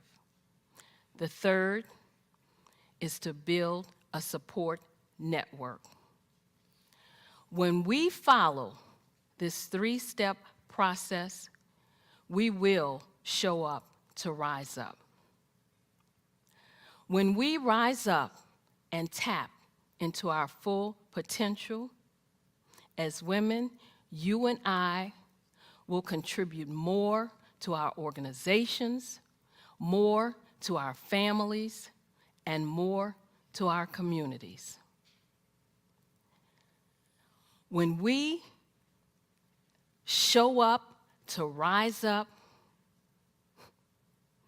everyone wins.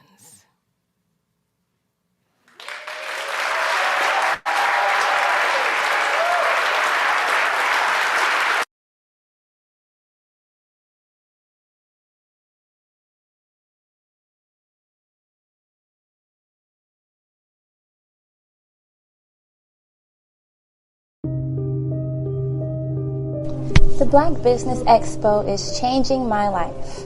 This year, they are giving away laptops and even $5,000 in cash to students just like me. I'm Alexis, and I want to go to college to fulfill my dream of becoming an entrepreneur. Help the Black Business Expo going to www.blackbusinessexpousa.com and also becoming a vendor, a sponsor, or donating.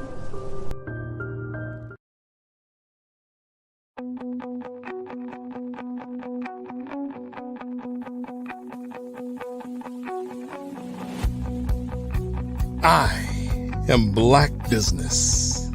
From the moment I wake until the time I sleep. Yes, I am Black Business. I am Black Business. Tell me, are you Black Business? I am Black Business. Do you support Black businesses? Listen, I support Black business because I am Black Business. Black Business Expo, one of the largest business showcases in the history of Black business in the world. The world! Sign up today at www.blackbusinessexpousa.com or call 919-308-9090. I am Black Business.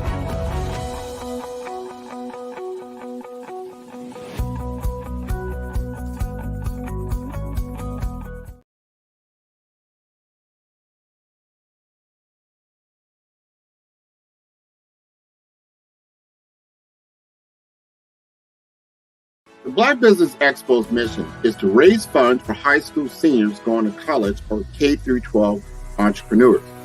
This expo is a fundraiser for students. Please, you may go to www.blackbusinessexpousa.com to donate to the scholarship fund or use the Cash App at $BBXUSA. Our goal is to give laptops and up to $5,000 to 10 students. Students can register online at www.blackbusinessexpousa.com. Every dollar counts. Please donate to the Black Business Expo USA Scholarship Fund.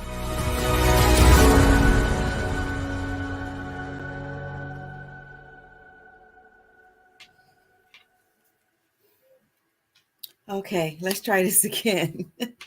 Good evening, everyone. Good evening to my business owners, entrepreneurs, thought leaders, and corporations Welcome to the Black Business Network. My name is LaShawn Powell. I am a certified event planner and owner of Eventfully Yours Shawn, LLC, event planning and event management services. I am your business moderator for this evening on the Black Business Network. The Black Business Network is a 24-hour business network showcasing Black businesses, business owners, entrepreneurs, and thought leaders worldwide. We have speakers from North Carolina, London, Singapore, Africa, Japan, and cities all over the United States. The Black Business Network is a global community sharing its business knowledge to empower, inspire, and educate businesses about business. So our final speaker for this evening is Dr. Madeline Ann Lewis. Dr. Madeline Ann Lewis is President, CEO of the Executive Women's Success Institute, a 22-year retired Army veteran, international TEDx speaker, international best-selling author, creator of the online course, Crack the Career Code, Unlock the Amazing Power Within to Lead with Confidence, Charisma, and Credibility. Host of the Success for Women radio TV show, career strategist, trainer, and business consultant. She helps women progress in their career into upper management and executive level positions by providing them with a fast track yet comprehensive toolkit of life skills and abilities. She also helps female veterans who are transitioning out of the military into business entrepreneurship. Okay, so it is my prestige, pleasure, and honor to present to you Dr. Madeline Ann Lewis. Well, hello, how are you? Hello, Dr. Lewis. It's a pleasure to meet you. You too. Thank you. You're welcome. And genius is common, and I'll see you on the other side. Yes. Well, hello, everyone. And for those of you who do not know me, I want you to know I am a big fan of this network. I am honored to be a part of such a phenomenal platform as the Black Business Olympics. You know, did you know that this network broadcasts over 145 speakers from around the globe for 7 straight days every month? So I want you to buckle up because we still have 3 more incredible days in store for you. And I tell you, I am so proud to be in the company of so many phenomenal Black sisters and brothers from all around the globe. Business owners who are willing to share their expertise and provide so many resources to help others grow and move forward. You know, this platform it's making history. And if you have been watching and listening this week, then you should be proud to have the opportunity to be a part of this history-making platform also. Because this week so far, you would have been able to see and been privy to the best of the best business owners, business leaders, thought leaders, heads of corporations, and some of the finest young entrepreneurs worldwide. So before getting started, I have to take a moment to thank Dr. Eric Kelly III. I have to thank him for allowing me to be a part of this groundbreaking platform. And I also want to thank you, Dr. Kelly, for sharing this incredible vision with the world and for creating what is undoubtedly a noteworthy occasion. Thank you for being a visionary, an encouragement, and an inspiration, but more importantly, for always being willing to share your expertise. Dr. Kelly, you have produced what is being recognized as a one-of-a-kind platform, something that's not seen before, that hasn't been seen before. I mean, you have brought to the world what is now being recognized as the greatest of all times. And I take pleasure in letting everyone know that. This platform, it's changing the lives of people, businesses worldwide. And you can take pride in knowing you are leaving a legacy that our future generations will be able to learn and to build from. Thank you, Dr. Kelly, for letting me have the honor and the pleasure of sharing in this vision. Again, I want to say hello to all the viewers out there. I am Dr. Madeline Ann Lewis, President and CEO of the Executive Women's Success Institute. And I help women navigate through some of the obstacles that they may face when trying to reach the top rung of the career ladder. And I also help female veterans who are transitioning out of the military into entrepreneurship. I help them to focus on a positive and successful mindset. That's what I do. So I'm going to talk to you a little bit about having a successful mindset. You know, having a successful mindset is something that lies at the core of every achievement, every success story, and every fulfilled dream. You know, when Dr. Kelly opened up on Monday, one of the things he mentioned was when you think of mindset, you have to look at not only the mindset, but the mind shift, the mind print, and the mind state. So I want to ask you tonight, what's your state of mind? I want you to think about that question. Why?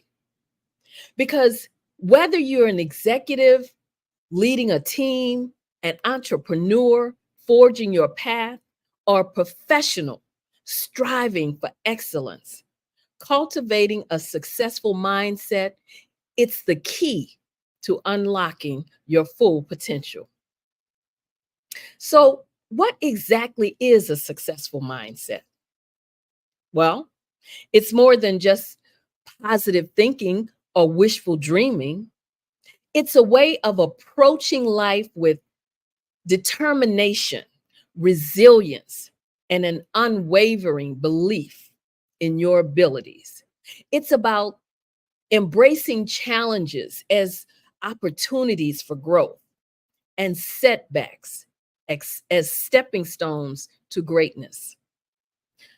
One of the fundamental principles of a successful mindset is the power of self-belief.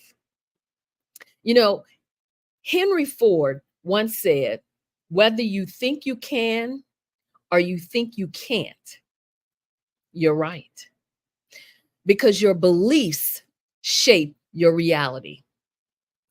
If you believe in yourself and your capabilities, you're already halfway to success.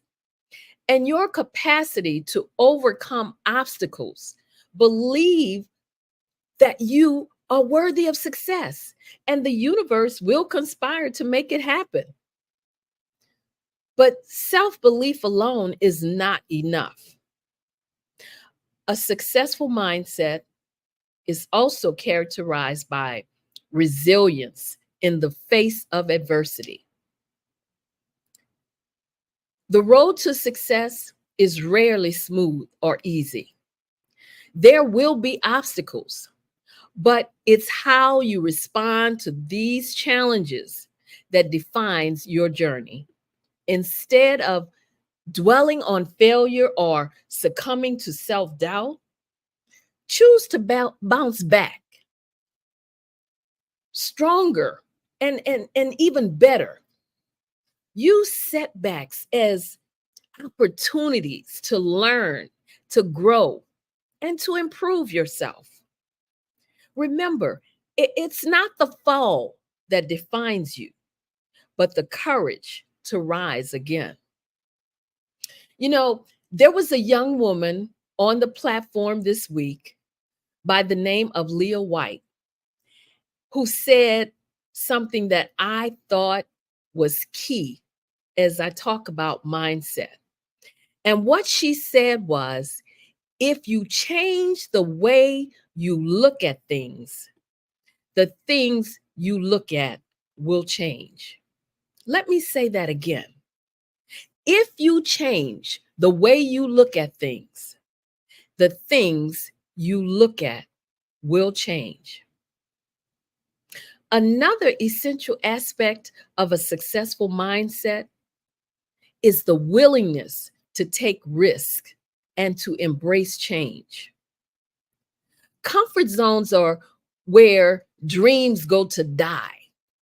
Success lies beyond the boundaries of familiarity and security. It requires the courage to step into the unknown, to embrace uncertainty, and to adapt to ever-changing circumstances. So don't be afraid to take a calculated risk, to challenge the status quo, or to pursue your passions with relentless determination. Time is our most precious resource, and how we choose to allocate it also determines our success. What this means is you have to set clear, specific goals for yourself, and then you have to prioritize them ruthlessly. Focus your time, your energy, and your resources on activities that align with your objectives and bring you closer to your vision of success. Now, I want to stop right here just to give you a few numbers that I want you to ponder on. There are 1,440 minutes in a week. There are 43,200 minutes in a month with 30 days.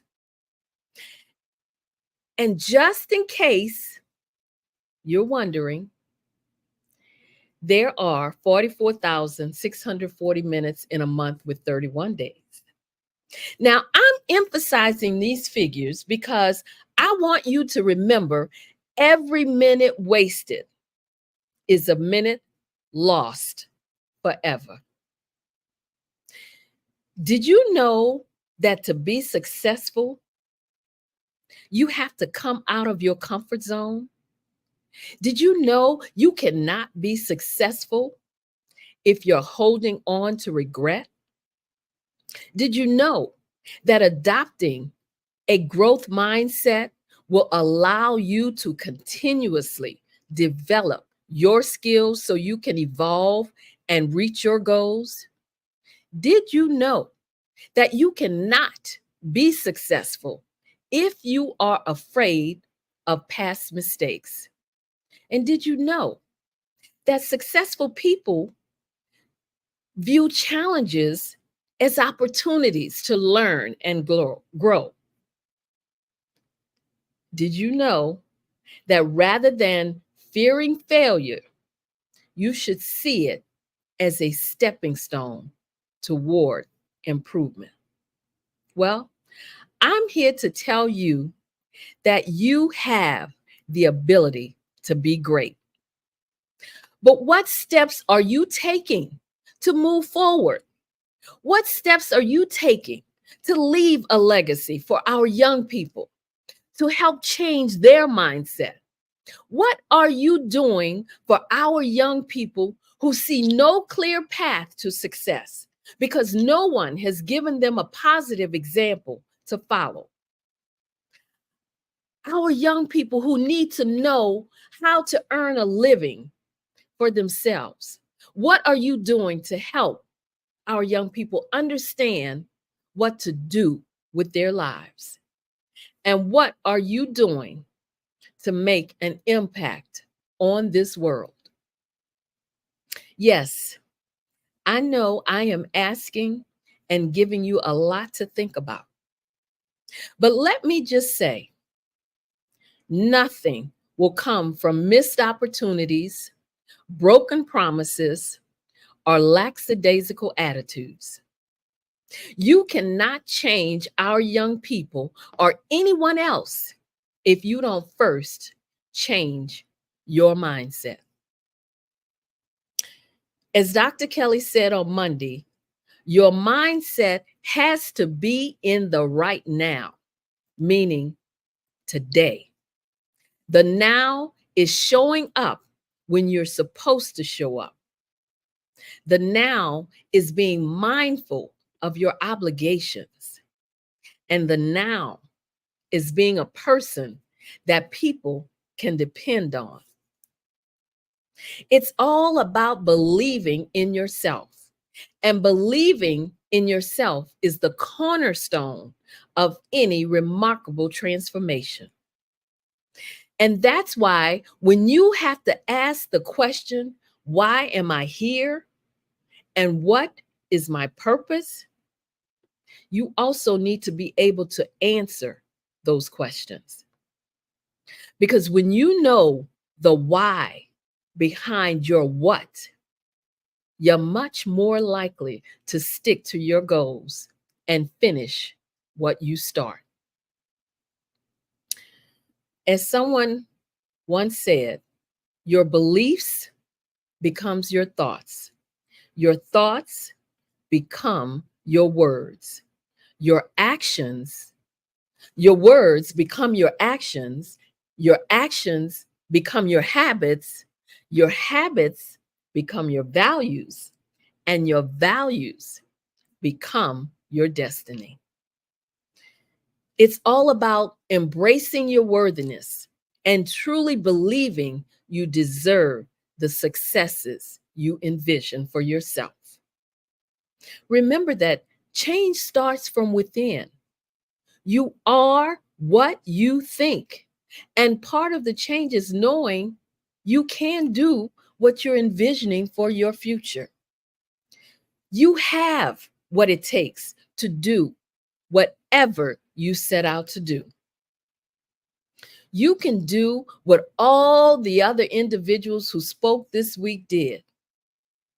Maybe not exactly what they did or how they did it, and maybe not in the same time frame that they did it. But you can do what you set out to do if you believe in yourself. And this network and the individuals on here can help you. This network can open doors to new opportunities for you. And it definitely provides valuable insight. I really want you to understand that the path to success is rarely a straight line. It's a series of twists and turns, demanding resilience. It's about pushing through when others might falter and persisting when the journey becomes tough, even when others say you can't. Think about this. When you want to quit before even getting started, quitting may provide temporary relief, but it will also rob you of the chance to discover your true potential, because it's in those moments of difficulty that you find out what you're truly made of.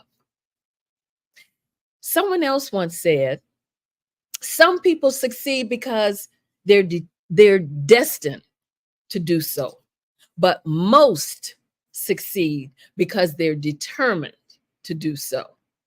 Which are you? So I want you to take a moment to reflect on what truly makes you happy and fulfilled. Consider what you're passionate about.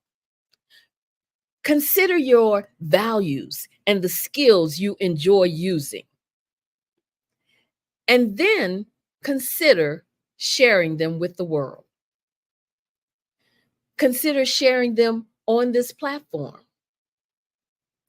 Understanding yourself better is the foundation for finding a success that brings you genuine satisfaction and happiness.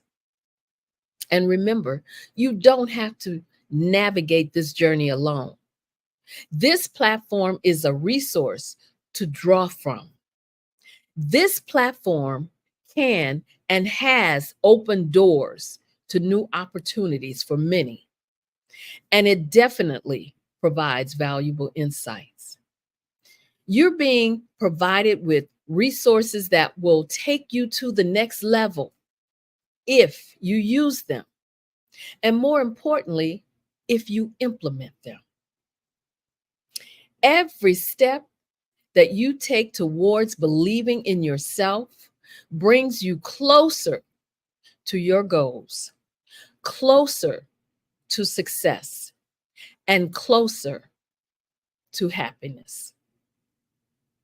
So when I say to you, you have been gaining insight from individuals who have been there, individuals who have faced the obstacles, who have stepped out of their comfort zone and said, I will not quit.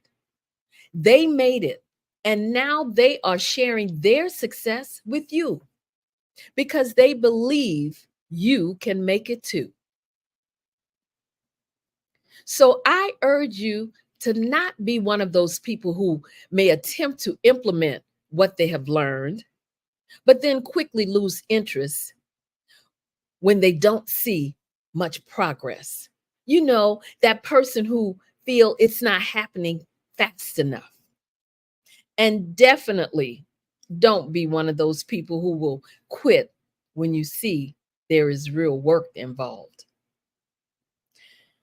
Results may not come as quickly as you may hope, but yielding to impatience and quitting will never be the catalyst for achieving your goals. Success is not reserved for just a chosen few. It's attainable for anyone who's willing to roll up their sleeves and put in the work. And keep in mind, the only thing standing between you and your goals is the amount of effort you're willing to put and the amount of effort you're willing to invest. So if you have ever doubted whether your goals are attainable, let me remind you right here and right now, they are. Every dream and every aspiration starts with a vision. So don't let obstacles discourage you from chasing your goals that will lead you to success. And don't forget, obstacles are simply stepping stones toward your greatness. Don't let obstacles shatter your dreams of reaching success. Success, as we all know, yes, it can be scary because it involves change. Success can also be intimidating and hard to handle. Success also involves more challenges and responsibilities. Sometimes we aren't willing to face that. And that is threatening to most of us, which is why we tend to fear success, which is why this is why people fear more than success. And that is the judgment from others. And the sad part is that this judgment is what stops most of us from doing anything meaningful with our lives. We would rather play it safe than to risk making a mistake and embarrassing ourselves. One thing that I want you to remember, most of us do not start out successful. Success is an experiment that comes with plenty of trial and error. It is built as you learn from mistakes along your path to personal and professional development. You have to take your experiences, both good and bad, and use them to your advantage. And if you do this, you will find levels of success you never thought possible. You don't want to look back on your past 5 or 10 years from now and regret not having pursued your dream of success. And trust me, when I tell you, the pain of regret will be much stronger than the temporary discomfort of stepping out of your comfort zone. You know, all of the individuals that you saw this week, they gave you pointers. They gave you tips for succeeding. They offered you options. They gave you resources that you probably didn't even know about in some cases. And they showed you a roadmap to help you to get to where you're trying to go. They literally poured into you from their souls. And now all you have to do is to get to work and to implement the things that were shared with you this week. And here's a thought. I want you to keep this in mind. Diamonds don't form without pressure beneath the earth's surface. And in the same way, your business or personal growth and success will usually be born out of the struggles you may face trying to get to where you want to go. So be that diamond, even if you're a diamond in the rough. Here's another important thing to remember. If you wait until you know you're going to succeed at something before you try it, you can spend the rest of your life just waiting. The real recipe to success is not to wait until you have attained mastery before you step out of your comfort zone and pursue your goals. You should realize it's in the pursuit that you'll build the mastery.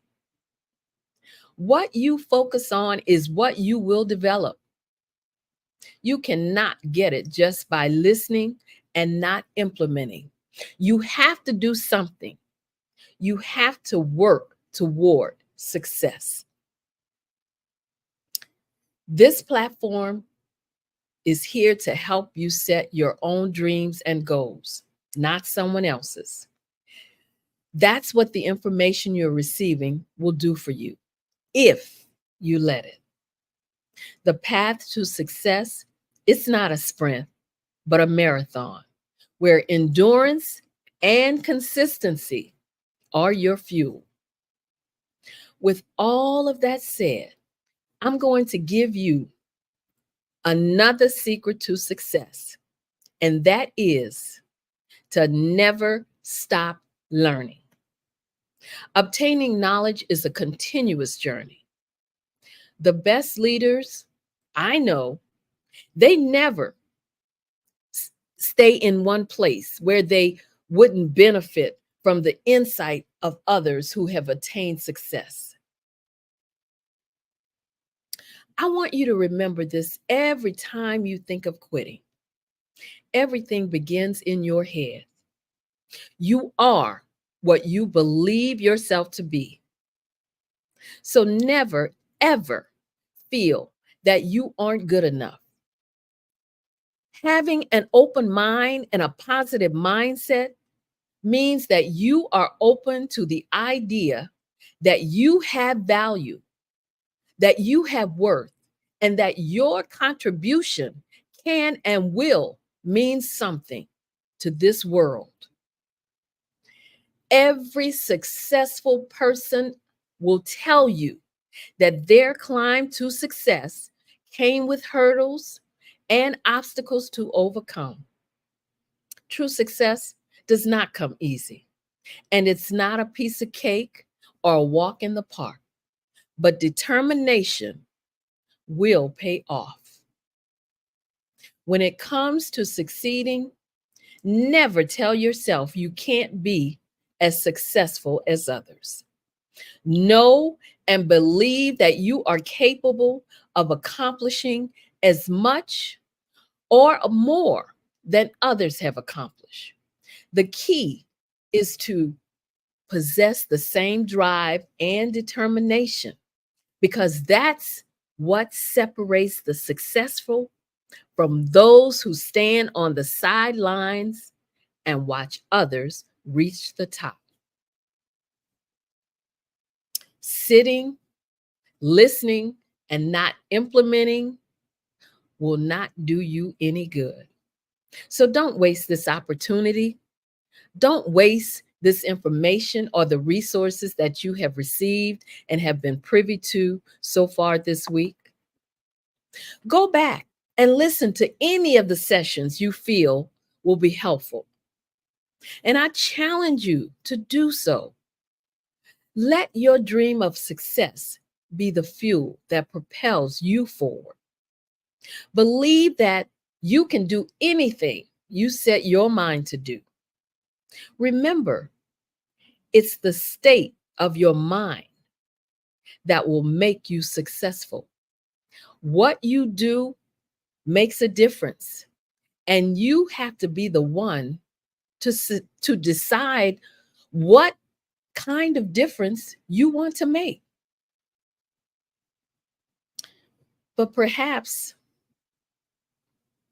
and most importantly, a successful mindset is grounded in gratitude and generosity. Success is not a solitary journey.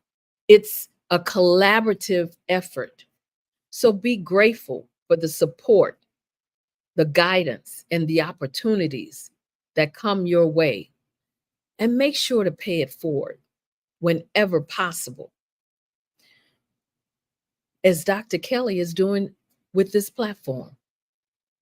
Lift others up, share your knowledge and resources, and celebrate the successes of those around you. In the end, true success is not measured by what you achieve, but by the impact you have on others and the world around you. Keep in mind, cultivating a successful mindset is not just about achieving external milestones or accolades. It's about becoming the best version of yourself and making a positive difference in the world. So believe in yourself, embrace challenges, take risks, stay focused, and always remember to be grateful. With the right mindset, anything is possible. So show up, rise up, and become the successful person you were meant to be. Because when you do, we will all win. I want to thank all the viewers. I am Dr. Madeline Ann Lewis, President and CEO of the Executive Women's Success Institute. And if you would like to reach out to me, you can email me at info@exwsi.com or go to my website, www.exwsi.com. And while you're there, make sure to download my free 3-part video series on 3 things every woman should do to position herself for executive leadership. Thank you. Thank you. Thank you so much, Dr. Madeline. As a young Black business owner myself, I am very impressed by you. Thank you. Very. And like I said before, it's a pleasure to meet you. Thank you. So pleasure to meet you also. Thank you. Thank you. Genius is common, and I'll see you on the other side. Absolutely. Yes, ma'am. All right, that was great. That was great, and I really, really appreciate her actually presenting, going back, referencing all the presenters that did every day of the week, because every presenter had something very, very profound to say. So I really appreciate her pointing that out. So it is the final moment of today's session for the scholarship, promoting the scholarship. So the Black Business Expo's mission is to raise funds for high school seniors going to college or K through 12 entrepreneurs. This expo is a fundraiser for students. You may go to www.blackbusinessexpousa.com to donate to the scholarship fund, or use the Cash App, which is $BBXUSA. Again, it's $BBXUSA.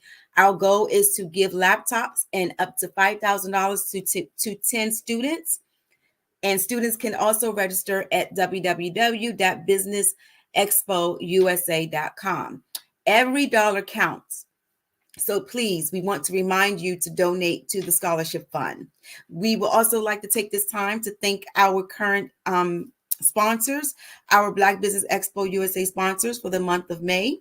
We have NC 100, Moody Capital Partners, Suede Soul, BDM Media, Lotus Roche Coaching and Training, Carolina, Virginia Minority Supplier Development Council, Step Management, Hello LLC, BHS and Associates, Margie McLean Foundation, Inc., Genius is Common, Earth Essentials, Mullane Shawnee Global, Executive Women Success Institute, The Quality Coaching Company, Superwoman Business Services, Creative Force Studios, Lee Entertainment, Artistic App Design, and of course, Black Business Expo USA. We want to thank all of our sponsors for everything that they do. Without you, there is no us. Thank you very much. And Genius is Common, and I will see you on the other side.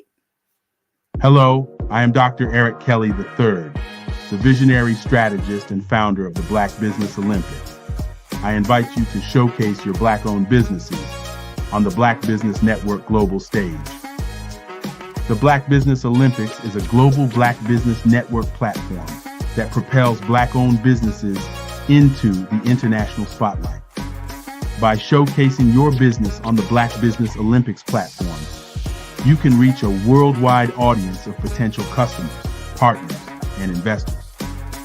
You can also establish yourself as a thought leader, an expert in your field, attract lucrative partnerships, and more speaking engagements.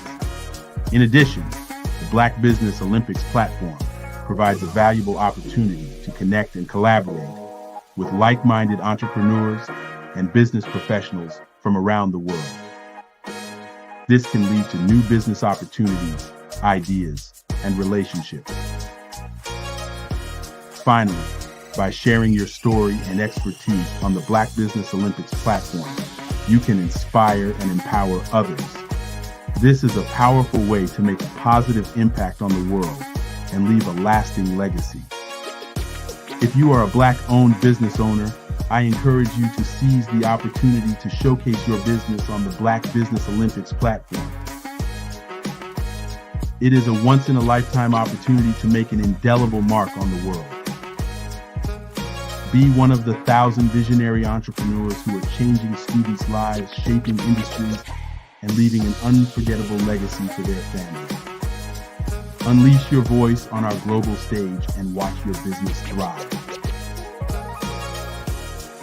Black Business Olympics is one of the largest Black business showcases in the history of Black business in the world. Yes, the entire world. Just give me a call today at 919-308-9090.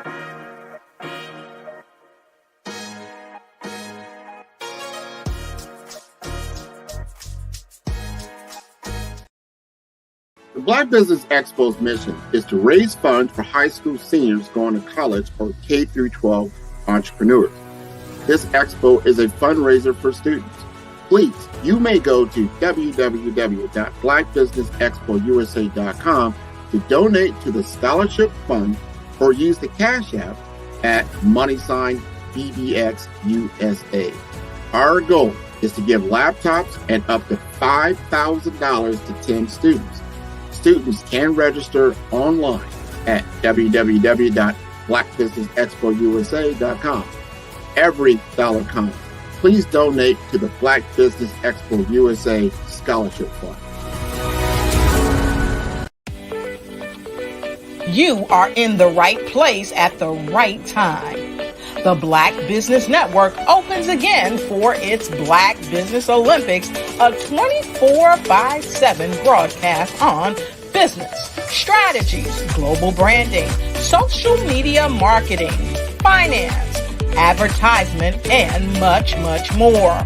Featuring the top, most powerful entrepreneurs and speakers and thought leaders from all around the world as they gather together for this phenomenal event. Join the Black Business Network streaming live into the metaverse, STEM City USA, Black Multiverse, Pod TV, Roku, Hulu, iHeartRadio, Apple TV, YouTube, TikTok, Instagram, Google Podcasts, Facebook, LinkedIn, IBM TV, Spotify, and Twitch. Tune in today and be a part of this amazing movement. The Black Business Olympics welcomes you.